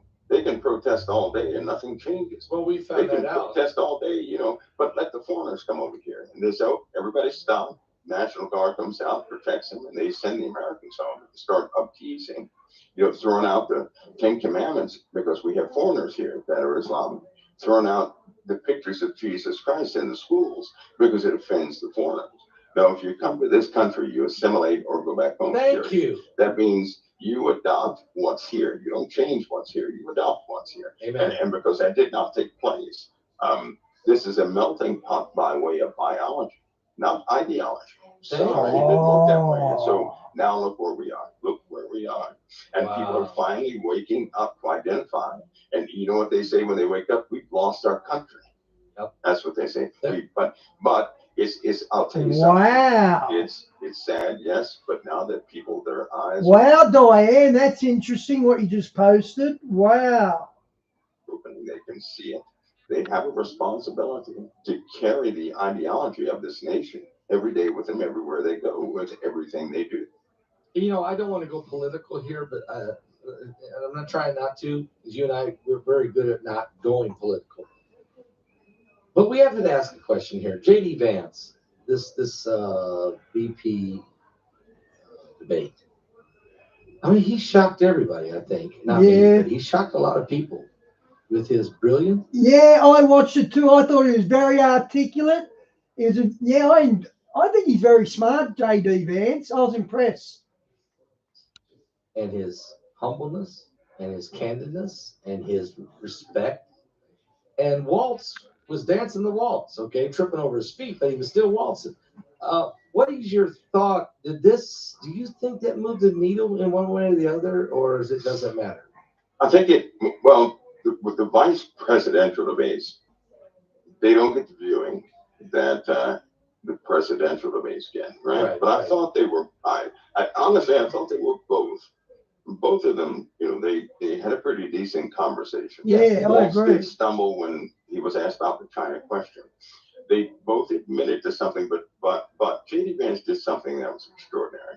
It was very good because they asked J.D. Vance, they said, why were you against Trump and said this about his policies, this, that, and the other?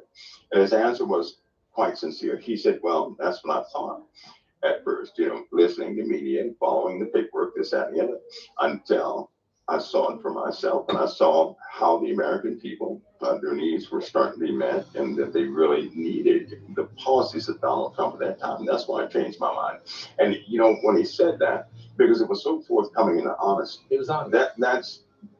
When I couldn't help but to think, well, these two guys are more presidential than. I mean, honestly, he was more presidential than any president. They both were more presidential than the presidents. That's right. Yeah, I agree. Right. I agree. Because they were about the American, Man. America's business, right? Not about these personal things, but America's business. And I strongly believe that's what people are looking for. Do you know how many people went? They didn't tell this, but I wonder what that name means, Diane, of that hurricane. I wonder what was it, Daythorn or something? I wonder what that means. not too many people watched the vice presidential debates, right? 43 million. The 43 numbers that went back to watch them are off the chain. charts. Listen, you're talking about billions of people went Yes. back to watch it. You're So exactly the right. word got out, and they went back to watch these guys. They made a huge impact. Yes. But I was quite impressed. It really instilled in me this hope, this real It hope, is, because these and guys care about this country. And they Okay. had deep convictions. One did look kind of like Burl Ives, but hey, we can get past that. But Well, I think what we they saw. cared about this country. I think what They we cared saw. about this country. Okay, first of all, there were 61 million people who watched the presidential debate between Trump and Harris. There were 43 million who watched the VP. Okay. But like you said, way more than that have watched the archives of that debate. Way more. Oh, yeah. So, yeah. and we know Trump is successful. We know his first term, he definitely was a successful president who put this country economically and peace through strength. And, I know he's a bull in a china shop, but he knew what needed to be done. Vance has proven that if Trump something gets sick or he dies or something, you're not worried about Vance taking president. You're not worried about him taking over. Right. Waltz was He would more do an excellent professional. job. Waltz to me was way more professional than Harris and way Yeah. more smarter than Harris. Yeah. But he's still got a liberal ideology at the end of the day. He So, does. He does. Because his support, I did notice what Waltz was doing was defending Kamala. Yes, yes. And J.D. Vance was introducing himself, and he didn't so much as defend Trump as tell everybody, hey, Just be I honest. agree with this. I agree with his policies. His Yes. policies were helping out America. And I hate to tell everybody, Democrat or Republican. When you look at leaders, there are certain times when you need certain types of leaders. One leader for all time does not work. No, right? you got to have a difference. That's right. And right now, Mhm. we are in a position we really need somebody who can play hardball with everybody in the world. Well, that's Trump. We That's Trump. don't need anybody who's going to talk somebody to death, because there are 28 nations who hate Israel. 28. Wow. And if anybody can open, Wait. Only 28, Mike? these are people who put it on paper. Okay. How about that? And this is known. They will not recognize Israel. They will not. Wow. Right? Now, out of all the UN nations, every single last one of them has a problem with Israel, except USA, depending on what, who's in charge. Amen. But Israel is in a very, Let's go I'll there. tell you what, right now, we're in a tinderbox right now. Let's with go the there, Mike. optics. Well, Pastor, I have a view on the Middle East Okay. that is, that's probably not like anybody else's. So can I ask you a question before you go into your view? I'm Go going to ahead. your view. Did Israel? We know that Israel has wiped out Hezbollah, basically the leadership. And did they? And they're moving in with their ground game slowly. Did they? When they blew up this depot in the Russian air base in Syria, how's that going? Can you talk about that with your whole view? I'll step back. Well, first of all, Hezbollah had operational control. They were fighting from that base. Okay, now they were told stay out of the places you don't want blown up. Israel told them if they're going to blow up a place, they're going to blow up every single spot where Hezbollah is firing at Israel. And so they marked that target and kaput. That wasn't a mistake. Hezbollah was there, right? Others were there also. Yep.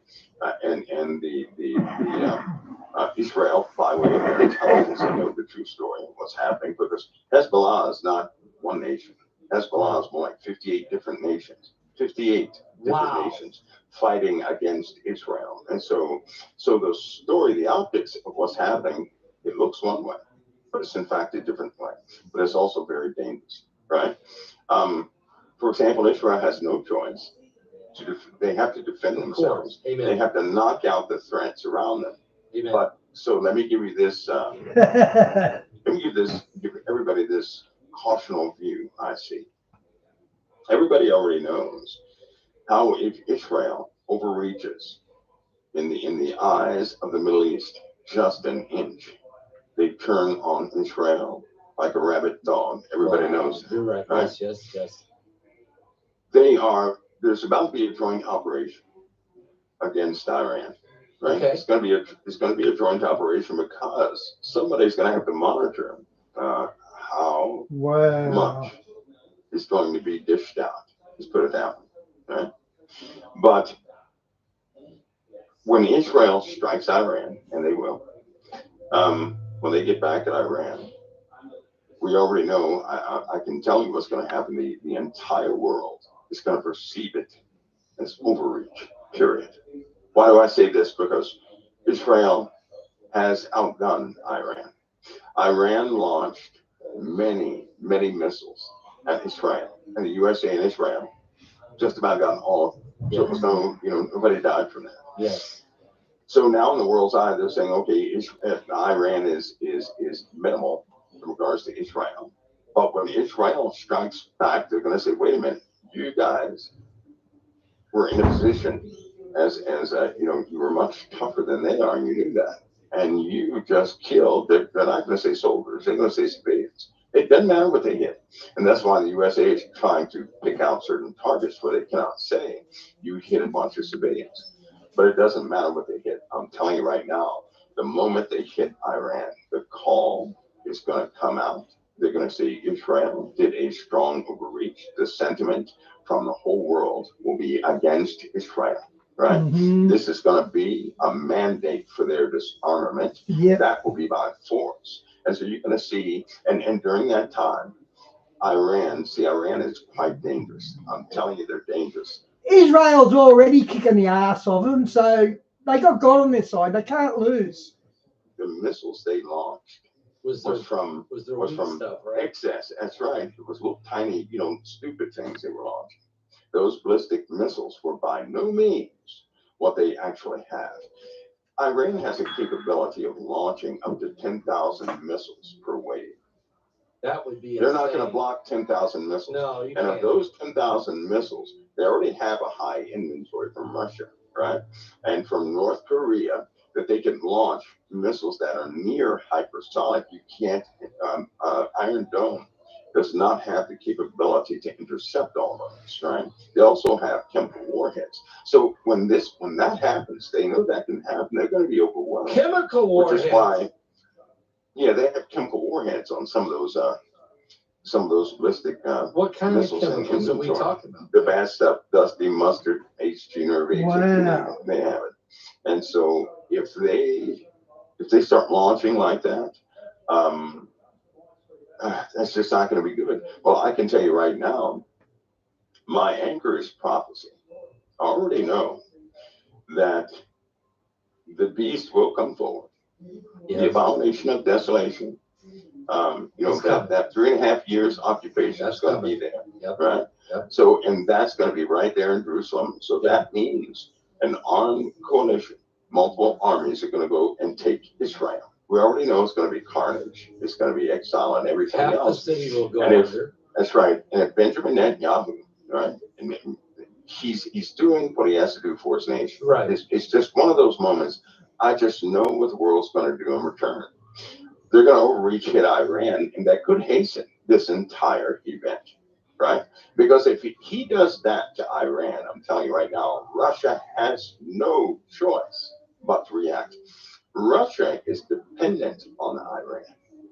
Russia is. Iran has trillions of dollars, right, from their oil and deals with science, oil, and petroleum, and trillions of dollars. A bad story will come out with BP and Iran, some things that the world didn't quite know about. So they are. BP, Iran is like are you talking about underground bank. BP oil? BP oil. Okay. Yeah. So it's like they're like an underground bank. That's why no one. Somebody has to just realize, why has no one gone in and really hush these guys up because they can't.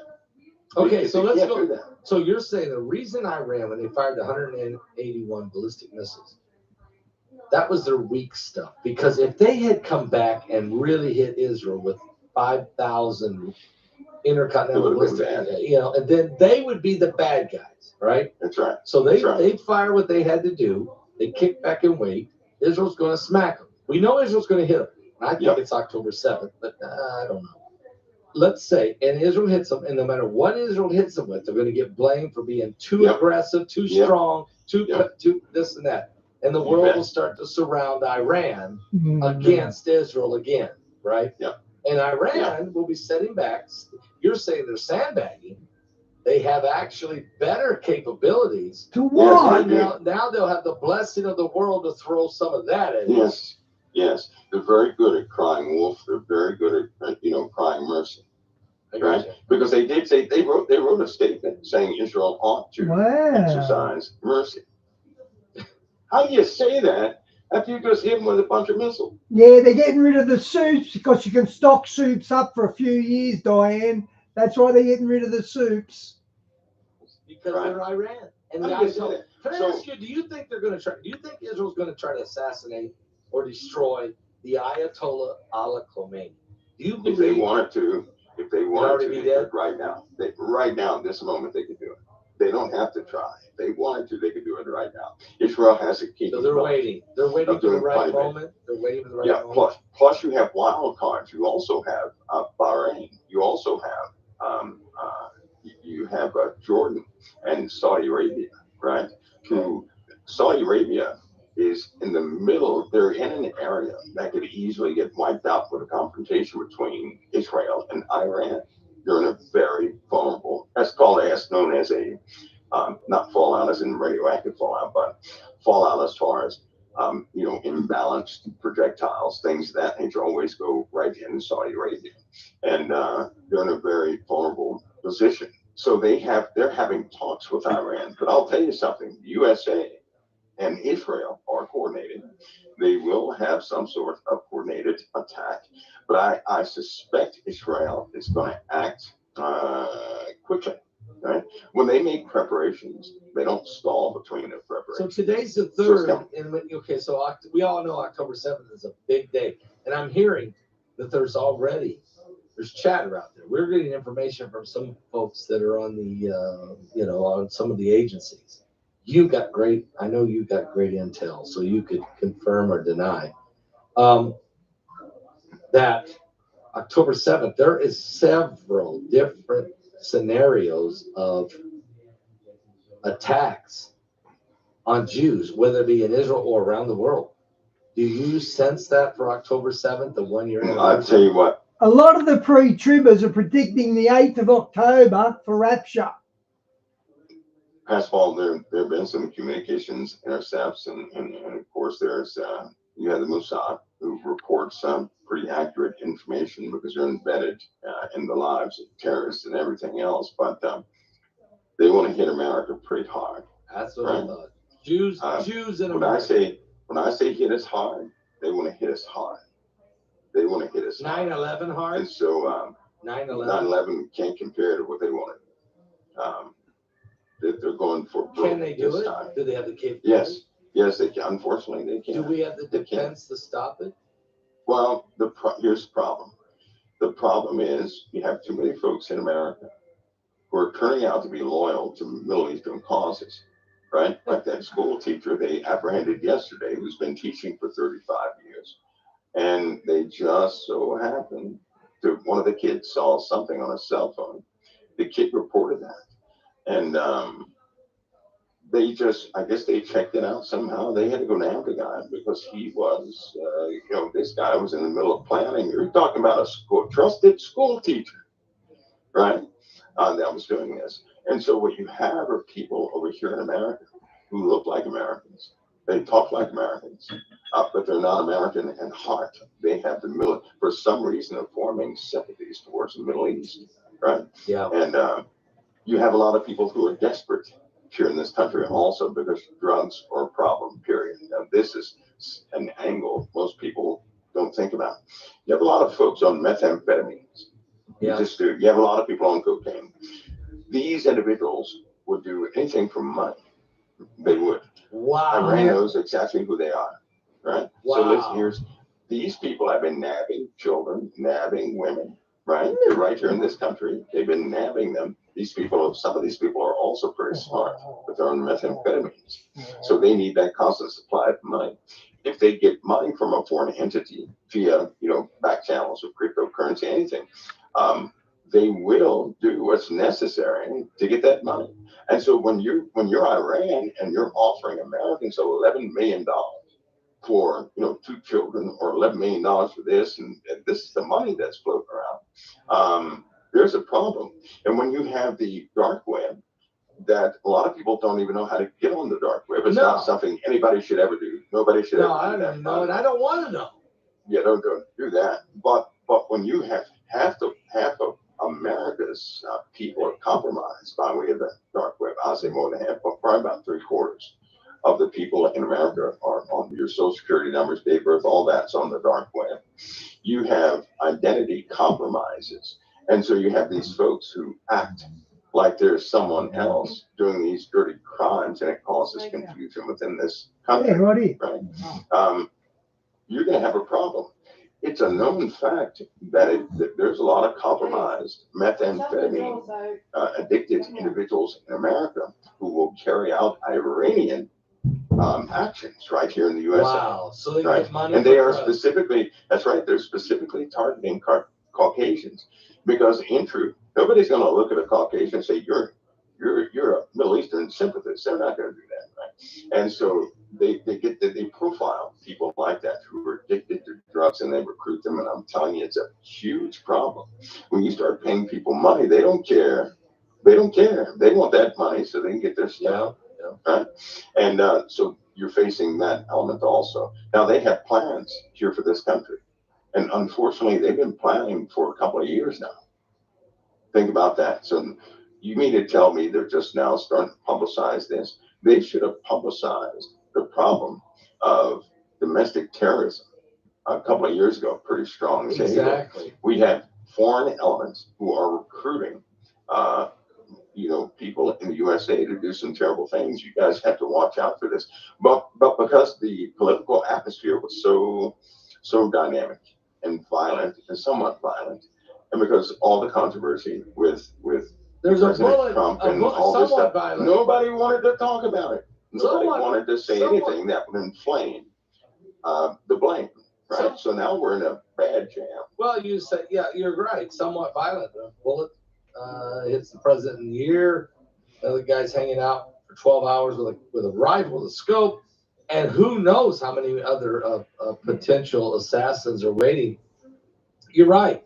This thing is getting very violent, and we're 34 days away. I'm not sure. I mean, I'll be honest with you. I pray every day that we make it to the election day with 2 candidates that are still alive.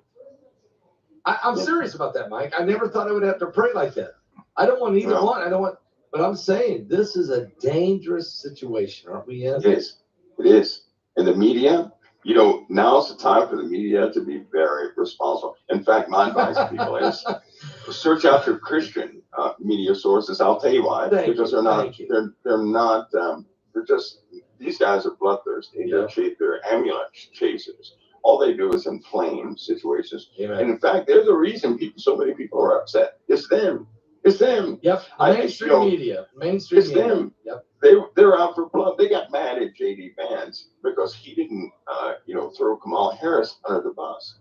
Well, he was being a class. Right. Yeah. But Fox got mad at him for not doing that. And then CNN got mad at Walz because they didn't bring up the January 6th thing and threw everybody else under the bus. They were out for blood. And they have to realize something, though. This country is not going to go forward like we are, right? So I have an actual prediction. Okay, let's hear it. I have an actual. Now, today is October 3rd. Right. We're in Rosh Hashanah. We're in the Feast of Trumpets. I'm sure everybody knows about they knew about the X-Class 7.1 that had all those little M-Class flares that led up to this X-Class 9.0. Yep. Right. Now there's a that was in the direct strike zone, number one. There's a intensive magnetic field line forming right now. And there's a potential that this thing could let off some bigger ones, right? The reason why this 9.0, it was incredibly strong, but here's what really got me was there's a when you're watching the sun, if you watch the 10.7 centimeter radial flux peak, right? Because it has to peak, and that gives you a good indication that all the elements that are needed for flare have combined. And so what I'm sitting here watching is that 10.7 centimeter band recover itself so quickly. It's still going up. This burst didn't last that long. It wasn't stretched out. It was a very short, strong burst, right? Which is it's kind of rare to see a 9.0 do that, like a sharp burst. Like so you know how when you're watching something like the notified YouTube's posted something, YouTube's just posted Trump talking about the FEMA situation. It wasn't real long. It was just a boom. That's right. It was not as long as if you look at all the graph data, it was a strong peak and then it went down to nothing at all, right? Whenever you see that historically, when something lets off a peak like that, you have a potential still locked up in the sun. It's still quite active. Okay. And it's only a matter of time. This thing is still building. Okay. It's only a matter of time before one of those long durational X flares forms. I see. And that will be a big issue. So all those folks that watch the sun, I'm sure they're busy because they know there's a large intensive potential behind this one. All those astronomical transients, well, let me not nerd talk here, but all those elements that cause the sun to do this, they're actually in place. And we're right there. I mean, we're at the Earth, we're at the point, we're about to hit a cluster of spots is about to point toward the Earth. I have a suspicion those things are going to let loose when they're Earth facing. I just have that suspicion. The timing is lining up and everything else. Not to mention the West Coast is shaking apart. What? What do you mean the West Coast is shaking apart? There's been I guess you could say, a pattern of tremors near some volcanoes, right? In Washington.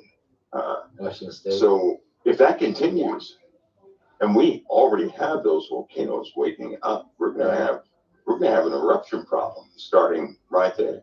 If that goes, then all those volcanoes that were dormant that are starting to wake up, they're just going to start shifting and moving around, right? And I believe God gives warning. I do, because everything is foreshadowed. Every disaster is foreshadowed. And how many times does California have to go through these natural disasters like fire, right? Like they've been going through a lot of fire here lately, and mudslides, right? Yep. Now we have those volcanoes around or near and around Mount St. Helens start to have a little activity, and with these solar flares, they're just going to increase the chance of that happening, right? So we're going to have some geological issues that we're really going to have to face. This storm, I hope it woke some people up. I hope it humbled some people. But most of all, I hope it shows that the USA is not ready to handle a disaster on a multi-state scale. No, we're just not ready. This storm just knocked out the power and dumped water everywhere, and we lost it. We've lost people. We're not prepared for it, right? We have bigger things coming. Mike, the sun is not going to be a joke this month. Okay, so I'm writing that down. The joke, the sun's not going to be a joke. No. All right, now, Mike, also, we picked up a second moon, and you said that, I remember you saying, hey, that's just a sign of what else is coming. That's an indicator. Can you talk about that a little bit? I mean, because people are worried about it. Think about something. First of all, who knew about this as far as civilians are? Who knew about this, 4, 5, 6 months before it happened? You. I didn't know. But nobody else. My point was they don't give the civilians didn't know. No, they didn't. Now you have to know a little bit to say something is going to orbit around the Earth. You have to know some. Yeah, you have to know some. You have to have some data to do that. You just can't look at something and say, "Oh, that one's going to orbit. We're going our You graphics got to don't have capture some that. serious data to know that, right? Right. So that means they knew trajectory, they knew positioning, they knew all this for quite some time until they, finally okay, we're going to have this. So that means if they knew this was going to orbit, here's my question to everybody else. What in that same vicinity have they been watching that would alert them to this little thing? That's why I said it was an indicator. It's not traveling by itself. It's traveling almost on a conveyor. So there's some things behind it that are going to take the exact same track, the exact same direction. They're going to follow that exact same highway that this thing took, and they're headed to us. Right? Okay, is this? Remember, you've said that 2025 is going to be. Is this coming year 2025 going to be the year that we're going to see more and more and more of these rocks? Yeah, we will. We're going to see more than we want to see, and we're going to see more than we want to see. Because now we're getting into a point, I tell you, Pascal, people are going to get beyond the point of getting, beyond the point of finding things, saying, hey, that's interesting. They're going to be asking, how do I survive this? How do I survive this? How do I survive? That's what they'll be asking.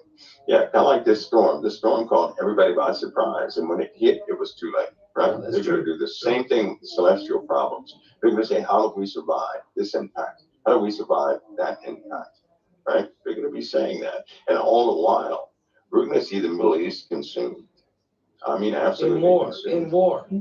Yes, there are bad plans on the table right now that are just not going to work well. Did Russia get smacked today a little bit? Are they going to react? Are they going to lay low?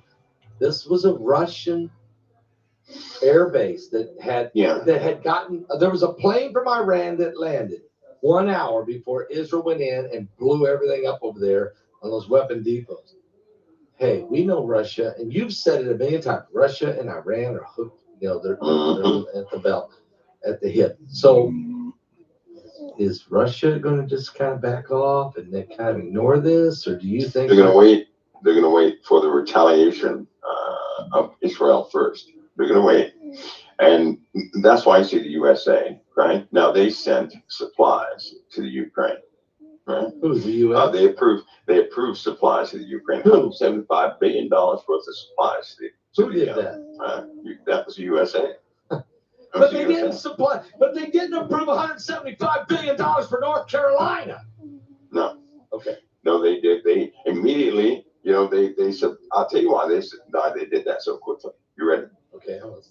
Because they know what they're about to do, and they need to have Ukraine completely armed, ready to kind of put a chain around Russia's neck while they handle things in the Middle East. But I'm telling you right now, it's not going to work out that way. They're going to attempt to stall Putin or to kind of chamber him where he cannot directly interfere with Middle Eastern operations. Wow. The USA is going to be involved. There's an operation coming up, and it will be it's supposed to be a swift operation, but we know how that goes. An operation is coming up. It's going to cause some problems. Is it U.S.-led operation? Or U.S./Israel. Okay. This is a joint operation. Will the world know this is U.S.? Yes. Yeah, they're going to know it because Israel, in their retaliation, the U.S. there's a U.S. component to that. So are you talking now? You're saying the Israeli retaliation on Iran is going to be basically U.S.-Israel retaliation. Yeah. Okay. Yeah. Oh yeah. Does Biden know about that, or is it just the generals running? Yeah, no, he knows about it. Okay. Yeah, he knows about it. He's one that's he knows about it. He's signing off on it. He's going to sign off. I tell you what. It's something funny. Is that what we have to do to a president to get them to be presidential? Is to take away the microphone, take away the cameras and the optics and everything else, and then they become presidential? Because he's been doing things for America and Israel ever since they took the cameras and the microphone and everything else away.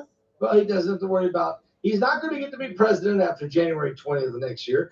So he's saying, okay. No, he's done for. He's saying, okay, what do you guys want to do? As long as you don't indict Hunter and the Biden family for the $20 billion they've got. They forget that. Okay, so what do you guys want me to do? I'll sign anything you want me to do. Is that what's happening? Well, he's. I guess the cameras corrupt people, Pastor Paul. I guess It's a little more cameras. cameras. It's a little more cameras. He's not in high optics, right? So he's like Right. throwing the back room again. He's just throwing the back room again. Okay. It's a little more than the cameras. It's the fact that the Biden crime family will be allowed to keep the $20 million that they've been given as long as he stepped out of the way and let Kamala get and he signs everything that needs to be done. I'm just guessing. I think they're so stubborn. That story is just beginning. Okay, I'll wait. I Let think me that ask you story is about just Jack. Can beginning. I hate to go there, but about Jack Smith. I mean, what in the world is Jack Smith doing? And why are we bringing this stuff up again about Trump? I mean, come on. I know, right? The J6 Stone thing. steps won't go. The stone steps won't go away, will they? I'll tell you something. This one could be serious. And let me tell you why. They're not going to try him as the president. No, they're going to try him as a private citizen, even though he was the president.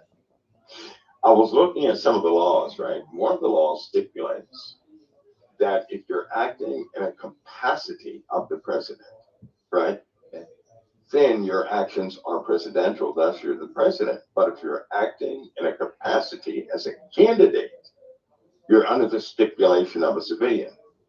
I saw that. So, Pastor Paul, they're trying to put together anything they can to keep Trump out of the White House. I'm telling you now, these guys they're not going to stop. Okay, well, they haven't got nothing on Trump really, because we would have seen that already. That would have been their trump card, excuse the pun. But yeah. They're not going to give up. They're not going to fold. They're going to keep doing it. They're trying to try him as a civilian, right? So by way of the law that's on the record right now, you can be a president, but if you are campaigning and you do something during that campaign, you can be tried as a candidate or a civilian. You can. That is law, and so that's what they're trying to do now. The judge, whoever they present this to, it's problematic. It's already problematic. It's gonna stir up some stuff. Right, it will. It's going to stir up some stuff, but they're going to go forward with it. And this is he's not the only one doing this, Pastor Paul. The only reason he came forward to do it again is because there are others out there that do not just be blunt. They don't want Trump back in Washington. Period. No, they don't want that's true. I know that. Which is they just don't want him there. And so you're having this coalition of people starting to, they're coming forward. They're trying to maximize the impact in the people's eye, because when you're campaigning, people are looking at you, and if they start validating some of these charges, if they can convince people, God bless him, Diane. God bless him. People, yes, he was acting as a candidate. It's good to see people stand up for it, isn't it? People's opinion, because they really don't know the whole story. All people know is some of the excitement they hear on the news, and they act accordingly. Well, if they start hearing contradictions to those things, it's going to be an issue. So they're going to hear it, because I read the 165-page redacted. I read it this afternoon. Yeah. I was pretty bored to read that, right? But I read it, and it was basically a lot of stuff was said, and but nobody was quoted. A lot of redacted people. So I don't know who said what. So I'm wondering, okay, some of this might be, make sense, but some of it, I would like to know who said that. Well, see that there it is right there, because some of the evidence, some of what they're going to present, if a person, if they don't put a name to it right away, and I know, they're going to say, did he say that? Who said it? Right. Without, they're going to say, what in the world? Because don't like one of the direct statements that was made. That insinuated, go and start this trouble here, sounded like a response from, they try to make it sound like a response directly from Trump. Yeah. But that's part of the problematic part. They're holding stuff back. Now we gotta face it to President Trump. He speaks his mind. He did. He does. He said some stuff. There's no doubt he said some stuff. I believe that's causing him problems, because just because but here's the other thing. You ready for this? Yep. You ready for this? I'm ready. If they were smart, now they just said that President Trump speaks about policies he cannot implement because he speaks all the time about things he never does. Now, see, they should keep that phrase and take it back to some of that evidence, and there you are, because he does speak, because it establishes that he speaks his mind in an unfiltered way. That's true. Thus, his speech, when a person is like that, by law, you cannot connect speech to the actions of a person if they show a pattern of always speaking and not acting. You cannot by law connect the two. I see. So if they were smart, they would, instead Hey, of Lynn, being good to see ya. offended by some of these insinuations, they would keep it and utilize it. But I tell you what, if people would not be offended, my goodness, everything would turn around. But offense can make you, see things in a very strange way. But there you are. All right, Mike. Now that's my 2 cents. These 7 days have been I call it the 7 days of doom because we had so much stuff that happened. Yeah, America's had a really tough 7 days, hasn't it? In these last 7 days, I'd never seen 7 days like this. A 6.8 earthquake in Tonga, maybe the earthquakes, or maybe the solar flares had something to do with that. We had the Ring of Fire. Nobody talks about. A guy was standing in Easter Island and saw the Ring of Fire. Then as the sun was coming up, he saw Comet Atlas with his own eyes. I mean, we got all kinds of stuff. You're concerned about this next hurricane. You're concerned about this next hurricane that's coming. What looks like another scenario setting up in the Gulf of Mexico. What's your thoughts? If we have that high pressure system, right, that's coming in right now, ironically, if it stays, there's not going to be a development of a large hurricane. It will dissipate. It'll dissipate it before it ever gets a chance. Oh, that's good. If those high pressure systems leave, though, Pastor Paul, high pressure systems are not. I tried tiling about 2 minutes ago, but didn't press the blue arrow. Yeah, they do strange things, right? Right. So if they leave, we have too many other low systems, right? Can I ask a question? Okay, I'm with you. Low pressure is not good. Let's pray that don't happen. But I'm with you. We got to pray. Let me ask you about the UN. I know we're almost out of time, but the United Nations was a joke. But let me ask you, because they are this pact, this UN pact thing, this global pact. I forgot the name of it now. Where all the whole world agreed to give up their sovereignty if needed. What in the world happened? Oh, that's not new. It's not new. Okay. It's just it's more like just a focused. Yeah, it's more like a focused definition of what was in the charter in the first place. Okay. Because they agreed during extraordinary circumstances, right? That they could actually do that. Now, you and I both know by a biblical anchor what the real deal is, because I can't help but to think of Revelation, right? Okay. In Revelation 17, it says the 10 kings. Hey, Trace, good to see you. Kingdom as of yet will 1 hour. 1 hour. With the beast and give their power over to the beast, right? Yes. Because it says God put it in their hearts to give their power over to the beast. So that's so somebody can sit in the background and by proxy take over a nation and then hand their power over to one entity. Yes. Things are being set up like that. AI, which has been deployed now, it's highly deployed now, it looks like it's going full implementation in a very short time. It's one of the reasons for the strikes on these docks. AI is because they don't want, they propose automation to take over the majority of the jobs on these docks. Yeah. They had findings there too, because we discussed that on this show. That's that if the docks on the east coast, basically all the longshoremen, if the company goes to the same system as China, 90% of the jobs would be lost. So what they've done is they tentatively said to them, okay, you can have your $5 an hour increase in pay for the next 6 years, which will get them from 39 to 69 in 6 years, dollars an hour. But they said, then let us work out the rest of the details between now and January 15th. Mike, if the automation is approved. Oh, 90% Tracy, your of these guys birthday! won't be working. Happy birthday, Trace! Yeah, that's why they did that. That's why they did that strike in the first place. And it's a shame, basketball. It's a shame because these corporations. I hate to say this, but it all starts in Washington, all the time. Because if a company is fighting to keep their profits, they have to avoid taxes, right? They're trying to duck and dodge everything. They're not thinking about the people. If people would reinvest, companies, if they could invest back in the people, and if corporations would not try to, they're just desperately trying to, if they're trying to survive, and they're not thriving, they're going to cut corners everywhere.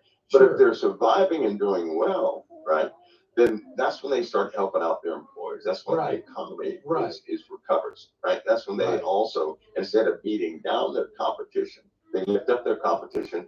But all that needs to be put back in this nation where a company can build themselves up for the sake of the nation, right? In other words, an employee is an asset for the nation. An employee is a part of the economy for the nation. So if they had a mindset where they could feed all that energy back into the employees, not fire them, but feed it back into the employees to build them up, man, everything would change. But the problem is, with all these weird tax laws that they have, and these companies have no choice. They need cheaper labor to survive.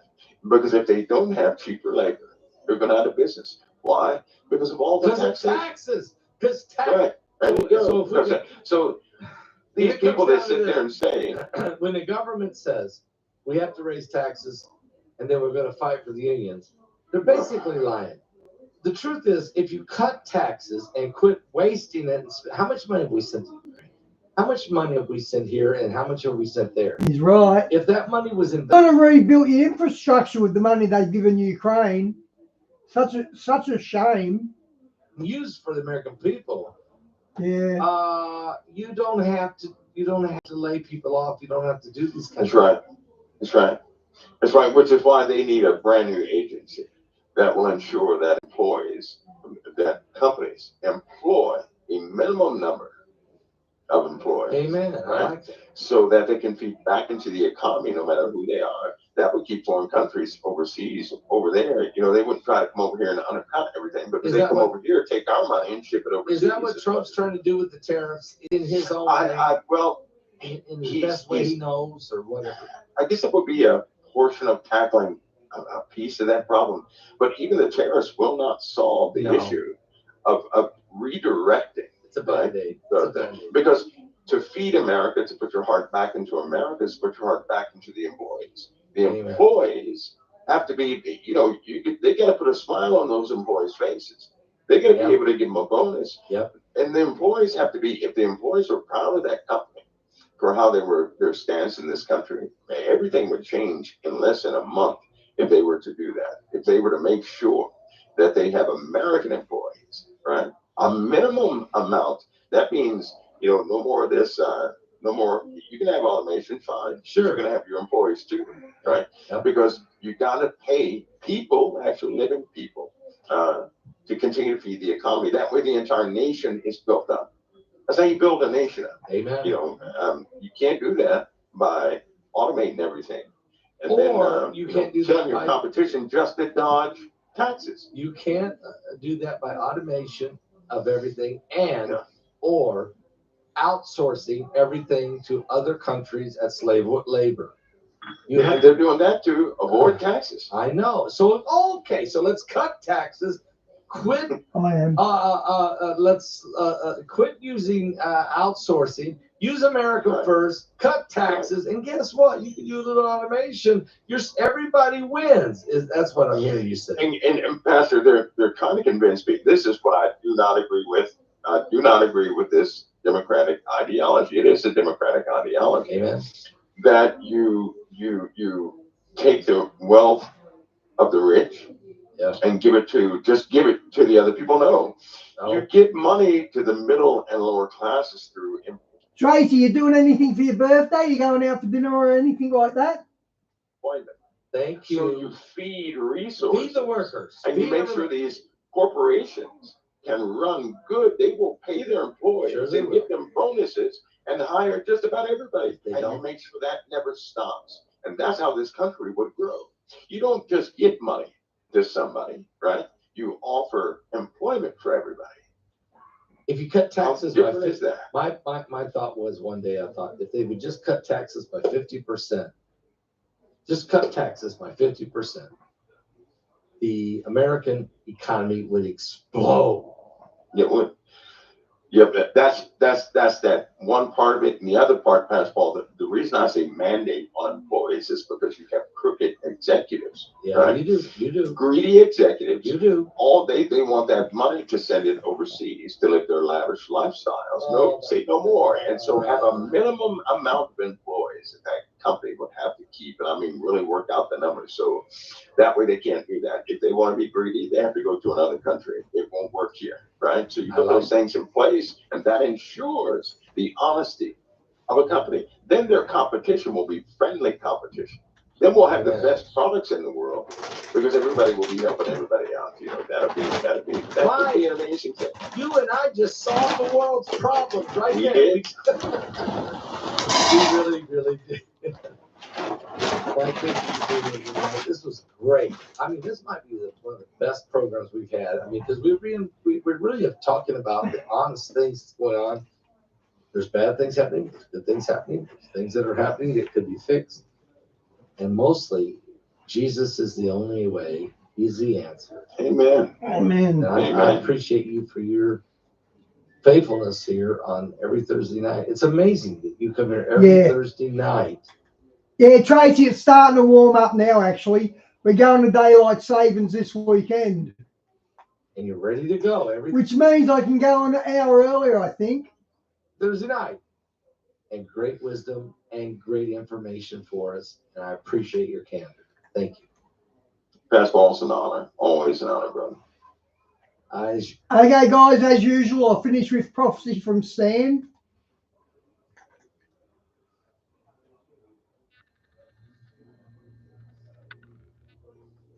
October could be big. Fulfilled prophecy. Prophecy with Stan. From the hills of the Tamar Valley, taste the difference of pure, all-natural goodness. Deliciously thick and creamy yogurt. Real fruit with a serving of cream from Tamar Valley Dairy. The creamery, the better.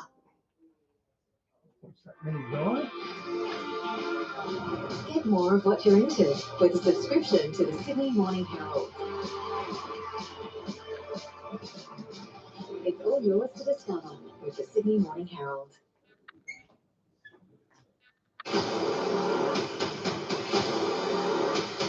Wow. Welcome to the Prophecy Club. Our topic today is October could be a very, very good month for fulfilled prophecies. Now, every once in a while, I just kind of talk from the heart. There's so much going on these days. Which direction do Oh, that's why Trace was, Diane was late, Trace. Cool. He's really close friends. That's really good you have that friendship.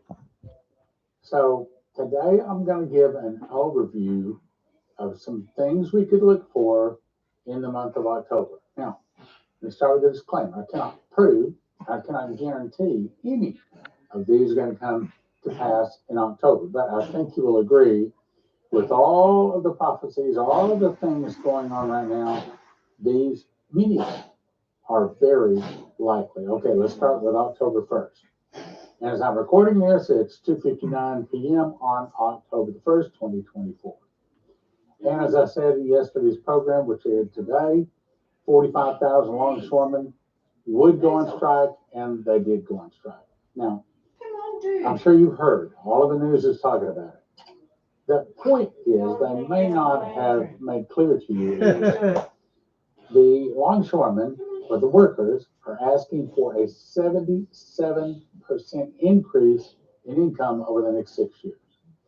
Most people think that's a little ridiculous. I mean, how many people can ask for a 77% increase? And one of them said, for example, some of the people now, like elevator operators and things like that, are already making $300,000 a year. And they also want to stop all advanced automation. Well, everything is heading toward automation. Now, it's a very difficult situation, but I think that this is Mohawks, the people above the president, that believe that they rule and control the world. I think that they are shutting down our economy. Why? This is the thing that you'll never hear on the news. Most people don't understand, but they're shutting down the economy. Why? Because Trump. Diane, I wonder what's going on with Melanie, because that's sort of betraying Donald. That's betraying Donald because, I wonder what's going on there.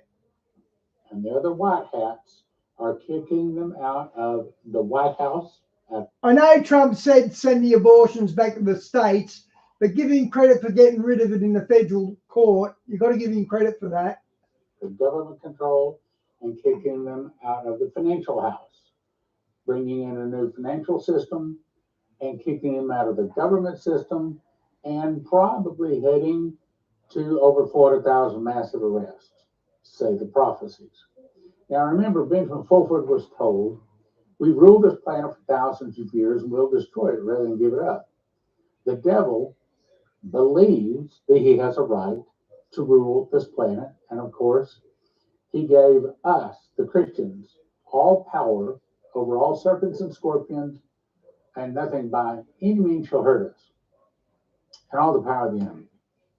But if we don't use it, if we don't walk clean before him, then the devil takes over. Well, can I tell you that America is the #1 drug-using nation? We are the #1 slave-owning, children and women slaves. Slavery has returned, and I can show you that right out of Revelation 18. And we're such an evil nation today. I mean, I don't want to think about that, but the truth is, we are. Consequently, as we fall away from Jesus, then he allows the devil to come in to kill, steal, and destroy. October seems to be the Mohawk, the evil. Yeah, I know, Diane. I get sucked into Trump a bit sometimes, but you're right. People in high places making good on their threat, where they said, we've ruled this planet for thousands of years, and we'll destroy it rather than give it up. Okay, now let's go to October 2. Why is October? Well, tomorrow, actually, here in a few hours, where I am right now, Rosh Hashanah, or the Feast of Trumpets, is going to kick in Israel. Now, this is the eventual day. The last Feast of Trumpets is the day that Jesus returns for Armageddon. This is the day we have just come with Jesus. We're riding on white horses. If we made it to the marriage supper of the Lamb, and Jesus now returns on white horse with us in tow. The other armies in heaven, 2 angels with sharp sickles. This is the day that Jesus blows the morning star with the breath of his nostrils. He brandishes his sword and he cleans the earth. We get all of our rewards, our crowns, our mantles, everything. This is the day of judgment of light or fire. And we don't know specifically that anything is going to happen on this day, but this is a very, very big feast day. So by the time you're watching this, we will be in the Feast of Trumpets. Something very, very big could be happening. Now let's go on. Now let's jump to October 9th. I've told you that there is a fellow out there that has a very impressive, I have to say, it's an impressive research and a very, very well done video. Many of you have sent me copies of it on his timeline. And he thinks that October the 9th, in a few days, is going to be the rapture. So I'm going to say it's another missed rapture prediction. It's just not going to happen. It's just not there. Well, Stan, can you give me scriptures? I can give you lots of scriptures. Matter of fact, I wrote a whole book on it. How pre-trib 1 prophecy. Zimmalate?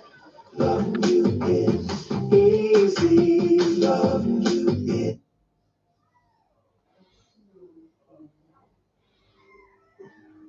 is never ending. Fresh, natural Zimmel. The easy to digest milk. Leave cramps behind with Australia's #1 magnesium brand, Ethical Nutrients. Need to tow or carry heavy loads? For a better journey, upgrade your suspension and brakes with Petters. Now, these strategies to reduce taxes through property, there are three main areas. The first is how you structure your portfolio. Do you buy it? prophecyclub.com and get your copy. But this is one of many scriptures that destroys it. 2 Thessalonians 2:2. Be not soon shaken in mind, or be troubled, either by spirit or by word, or by anybody else on the internet, or by letter from us, that the day of Christ is at hand. In other words, the day Jesus returns. That day is not going to come until first there's a falling away. Why?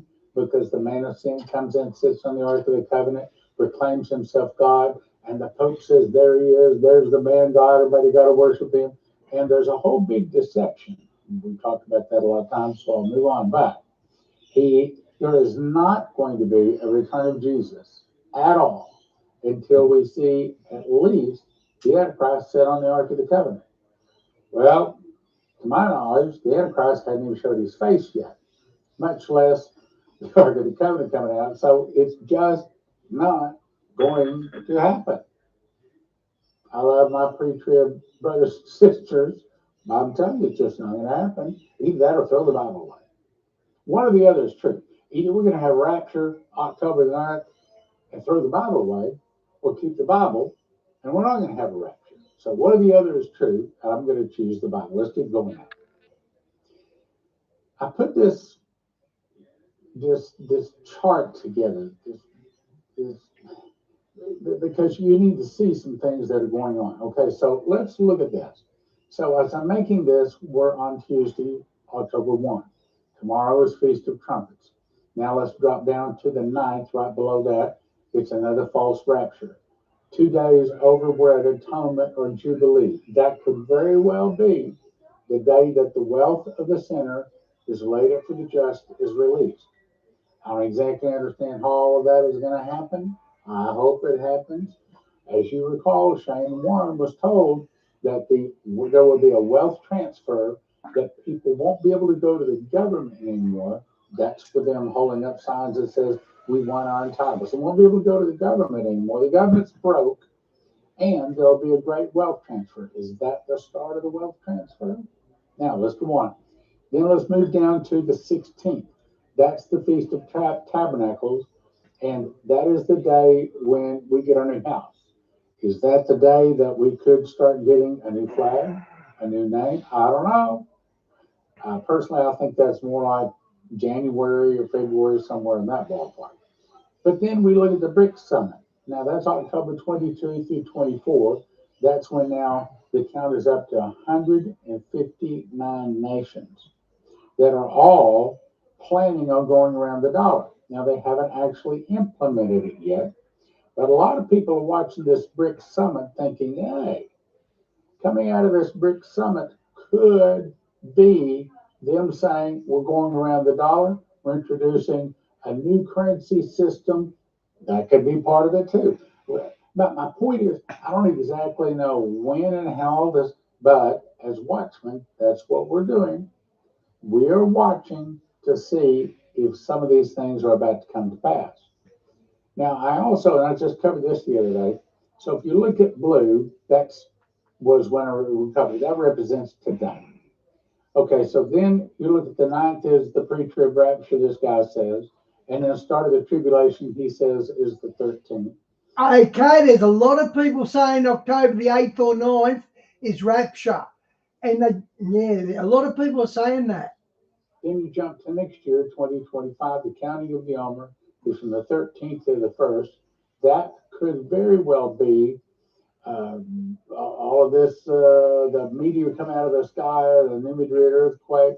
And by then, the dollar falling could be in full free fall. So keep that in mind. Now let's go on. So October 11th, 12th is Feast of Atonement. This is the final day of judgment. This is the judgment of the dead, not those living in Christ. And it is also the day that the Jubilee begins if 2024 is the year of the Jubilee. Now, we've been watching the Jubilee every year for the last 5 years. Problem is, nobody really knows exactly what year. We know what day it starts on, but we don't know what year. So October 11, 12 is the Feast of Atonement. Question is whether it is also the Jubilee. Some people think this could be associated with a new financial system replacing the old SWIFT system and the Federal Reserve. The Black Hats are working to bring in a CBDC, their central bank digital currency based upon the Federal Reserve. And if I get time to it today, I'm going to read you Barry Wunsch's vision where he saw that the Federal Reserve is about to explode. And also the White Hats are trying to bring in. And we know that because we've been following BRICS and all that sort of stuff, guys. So we know the dollar's about to go down. So he's right here. Their quantum financial system. So says finalwakeup.info. And the wealth of the sinner is laid up for the just, Proverbs 13:22. That may be about ready to happen. So could it be? Some people have said, well, you know, the money's not going to be released to the church until there's massive arrest because they don't want it stolen. I'm told, and some seem to remember, that congressmen and women cannot be arrested when they're in session. Seems like I told that. I meant to look that up to verify that. I figured somebody would send me an email on it. I ain't got one. By the way, thank you for your emails and thank you for your financial support. I'm told that the recess started October 1 and ends October 31, meaning if this is the year for the massive arrests, they're likely to start any day now, between now and October 31st. Okay, so this could be the beginning of the fall of the dollar by 1/3. Remember, Coverstone and several other people saw its third down to worthless. Okay, Shane Warne was told the dollar would fall to worthless as leaves blowing in the wind. He was told that the event that will start that fall is when crude oil begins to be sold in another currency other than the dollar, and that would be Saudi Arabia. Well, the 50-year agreement with Saudi Arabia that they would only sell their crude oil in dollars expired June 9, 2024. What does that mean? It means that this BRICS currency, if you're looking at all of this, if you're looking at an overview, and that's what I'm trying to bring to you today, we could see the BRICS currency October 22, 24, all of a sudden it comes out, all of a sudden within a few days to a few weeks, maybe at the longest a few months, all of a sudden the dollar starts dropping in value like a rock. And it doesn't, the prophecies say it doesn't go down gradually where you can compare. Instead, it is a boom, boom, boom. It's a jump without any warning, which is why if you have an IRA, if you have 401k, if you have your life savings in a bank someplace, if you have it in paper rather than some kind of precious metal, gold or silver, look, do I have to say it? Very dangerous. 800-200 gold. That's where I recommend you go to. And the very next day, the Saudis announced that they are now selling their oil in Chinese yuan, which means the yuan is going to come up, the dollar is going to go down. Yep. Now let's talk about October 2024, specifically the BRICS. 159 nations having a summit on a new currency. Likely, they will announce that new currency. It could go live beginning the crash of the dollar. Doesn't necessarily have to happen that exact day. Now, let me tie this together with a summary of the active prophecies. We have this, in my opinion, God is screaming at America. Is screaming. 41 years in Bible prophecy or more. And I've never seen God talking. So many dreams, so many visions, angel visits, audible voices. I've never seen him talking as much as he is right now. Now, with the internet, it doesn't cost anybody to get on the internet, make themselves a channel and get on there and start talking. And some people believe them, but some listen to them. And so all of a sudden, you got people out there that are not called, in my opinion. They're not hearing from God, but they say they are. And donations come in because they're deceiving people, in my opinion. Well, when you got 37 different prophecies, angel visits, audible voices, visions, dreams, you got 37 different people saying there's going to be suitcase nukes, you can count on it. There's going to be suitcase nukes, which is why if you don't already have one of these gizmos right here, I recommend you get one.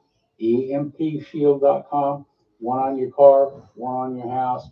EMP hits. No your comment, car, Stan. you'll No start, comment. Your computers still work.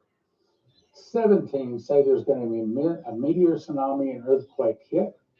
And also 17 say food shortages. Of course, now with the ports shut down, and it doesn't sound like it's going to be being solved anytime soon, I don't think that the powers that be, the people of the president, want it solved. I mean, Biden could step in with the Hart-Taffly Act and put a stop to it, but of course, he's on the control, and they want it to happen. So we could see a food shortage, probably will see the food shortage coming up. Dollar falling, we have 11 prophecies on that. 7 say surprise nuclear attack by the Russians, and then 2, well, they say no gasoline. However, in my opinion, this is the order I think that they will take place. 11 say the dollar is going to fall. I see the dollar falling first. And then sometime next year, early part, probably in the county of the Omer shortly after, we talked about that, we'll probably see the meteor, tsunami, and earthquake. Food shortages, well, the food shortages could already be in progress. Massive arrests, we could start seeing massive arrests any day now. Suitcase nukes. Guys, you remember I said I'd had dreams of tsunamis, about 2 or 3 dreams? They were Bondi Beach and Manly Beach, which is beaches of Sydney. And I thought, no way could a tidal wave hit them. But I did dream it, and a lot of people are dreaming it. According to what Jason Meeks was shown, when we are rejoicing because Trump is back in charge, that's when the suitcase nukes hit. So what I'm saying is, a lot of this stuff could be coming really fast. A lot of this could start in the month of October. Now, maybe it doesn't. And we'll keep watching. Just like last year, we were watching to see if the counting of the Omer, that newspaper headline, Omer is in Palestinian state, would happen last year. It didn't happen. So we continue. We've been watching for it now 22 years. And we'll be watching for it again next year. So in summary, October could bring the fall of supply chain, that's our economy, fall of the dollar, crash of the stock market, valuables and paper and asset back could go away, food shortages, parts for your car, all kinds of shortages coming up. All of that, we could start seeing that in October. My suggestions, now, I'm not giving you any financial advice, I can't do them. If the grid goes down, you can't get water from your sink and taps, can you? Because the water plant's not running. Financial advisor. But if you have an IRA or 401k, likely, if they're not fully asset backed, if they're just paper, stock market, and things like that, you could lose them. So I'd recommend you go to prophecyclubgold.com. These guys specialize in helping you to not lose your life's savings. Now, if it's asset backed, fine. But if it's paper backed, like Lindsey Williams said, if it's in paper, it's worth the paper it's written on. I mean, you're probably, I think I'm safe in saying it, you can't afford to lose your life savings. Give them a call. Doesn't hurt, doesn't cost anything. Maybe they can't do anything for you. Maybe they say you're in good shape. Maybe they have a suggestion. You can talk it through. Yeah, Diane, there's no recovery coming. I agree with you on that. Also, since we can see that food shortages are just around the corner, look, if there's not any ships moving, remember Coverstone was told he saw a time when the Baltic Dry Index is dead. No ships moving on the planet. That happens, and it could have just started. If the Moloch can shut down, 37 ports? What says they don't have control over all of the ports on the globe? And what happens if they just shut them all down? And if they have that control, my guess is they could do that. Joseph Kitchen can show you how to feed one person 1 year for about $1,000. Most of your other Emergency supply houses, you're talking $9,000, $10,000 to feed a person for a year.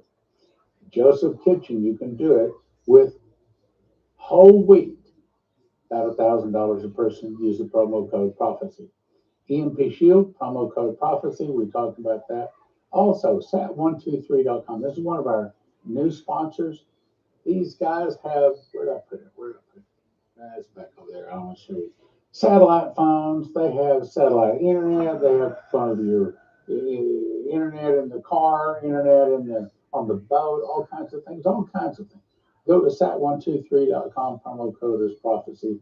Go check them out. All right, now, if I had time, I was going to get to this. I read it the other day, so I'm not going to read all of it, but there's a couple of things we need to refresh our memory on. One. From the hills of the Tamar Valley, taste the difference of pure, all-natural goodness. Deliciously thick and creamy yogurt. Real fruit with It does look nice. from Tamar Valley Dairy. The creamery, the better. The creamery. in the pool. This isn't work. Oops. Switch to Felix and enjoy easy local support in the Felix app. Plus a tree planted for you every month. Felix, mobile that's not all talk. Enter a new era of digital patient care with PrimeScan 2. No, I'll do that. If you have an hour this week, you could learn how to buy a property and not pay a single cent of interest to the bank by understanding 3. 1. 159 participants about to go global, isolating the dollar. When they launch this, we could see the dollar, and it doesn't happen gradually. So you can prepare. It's boom, all of a sudden, overnight, no warning. The payment system is crucial, and it'll provide participating countries, and they say we are going around the dollar. Why? Well, for example, one reason is the U.S. has cut them off. I mean, try to imagine all of Russia can't use the dollar. Well, Russia's not going to shut down, so they have to come up with a new currency system, and they have, thanks to the Biden administration. All of this from the Biden administration. President Putin said yesterday, if you look at we are switching to, see the third area down? We're switching to national currencies, and that's it. Also, this is a reminder here, Shane Warren, this is back in 2010, he had the vision, he spoke to us in 2012. He said he saw a storm of dollar bills turning worthless. A major earthquake, because we split Israel, that'll probably happen, probably next year, counting the Omer from April 13th to June 1. Probably. I don't know yet. Also, the thing that caused it was when they started selling oil and other currency, which, as we said, started June 9th. He saw silver, not gold, skyrocket. He said, I saw it was literally war. Well, it doesn't take much right now. I mean, we're like, all we need is a little spark, and there's going to be war in America. And of course, the thing with Israel, they've gone to war. I mean, it seems like all the world is just launching off into war. And it's another thing that kind of makes me think, well, maybe some of the horsemen of Revelation 6 have started writing. Also, Shane Warren was told there's going to be a wealth transfer coming to the hands of believers. The church rises. This is all part of the end time revival. So God is sweeping the last remaining people whose names are in the book of life into his kingdom just before he releases the Antichrist on the earth. All of this is very, very close. Now, I talked about this. I'm not going to read all of it again. But this Barry Wunsch, and he says he saw the Federal Reserve server room. You pause it if you want to and read it. Federal Reserve servers are all beginning to shut down. He says he saw, see the bottom where there's a new system ready to go in place to replace this old servers called the quantum system. Even knew the name of it. Okay? A new and different technology that is coming in, a whole new system, a digital system. The Federal Reserve been in trouble for years and they're replacing it. That's what all of this says. You can pause and read it. Good night, Dolly. But the Federal Reserve, the black hat financial system, is a powder keg ready to blow. The white hats say they're ready to go to bring in their new governmental system. New flag, new republic, new financial system, whole new world. That's what he says here. Everything's going to be exposed. He's seeing the massive arrest. This is all going to be historic, major, major, major breaking news. And I'm saying it could start in October. Do I know? I don't know that I don't know that anything's going to start. God has not told me anything on this. I wish he would. It's time for the wealth transfer, he says, to be released. Time to pull the plug on this corruption. I saw them dismantling the old system, and he says it cannot be stopped. This is coming, and it won't be stopped. He's not the only one who said that. Also, justice served, slave masters are apprehended. That's all sounds like the Jubilee. This guy did wonderful research on all of the timelines. He says also, this is the year of the Jubilee. Had some pretty good reasons for saying it. He says they're all talking about the evil black hats are about to lose control and a new day is dawning.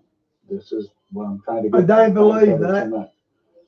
Then, from finalwakeupcall.info, which I don't necessarily recommend other things on the website, don't necessarily go over to it.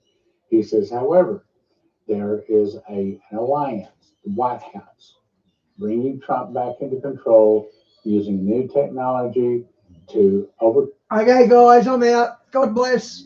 Come the deep state, the Molochs. Interaction Financial is all new level, 100% reliable, whole new QFS system, gold backed, asset backed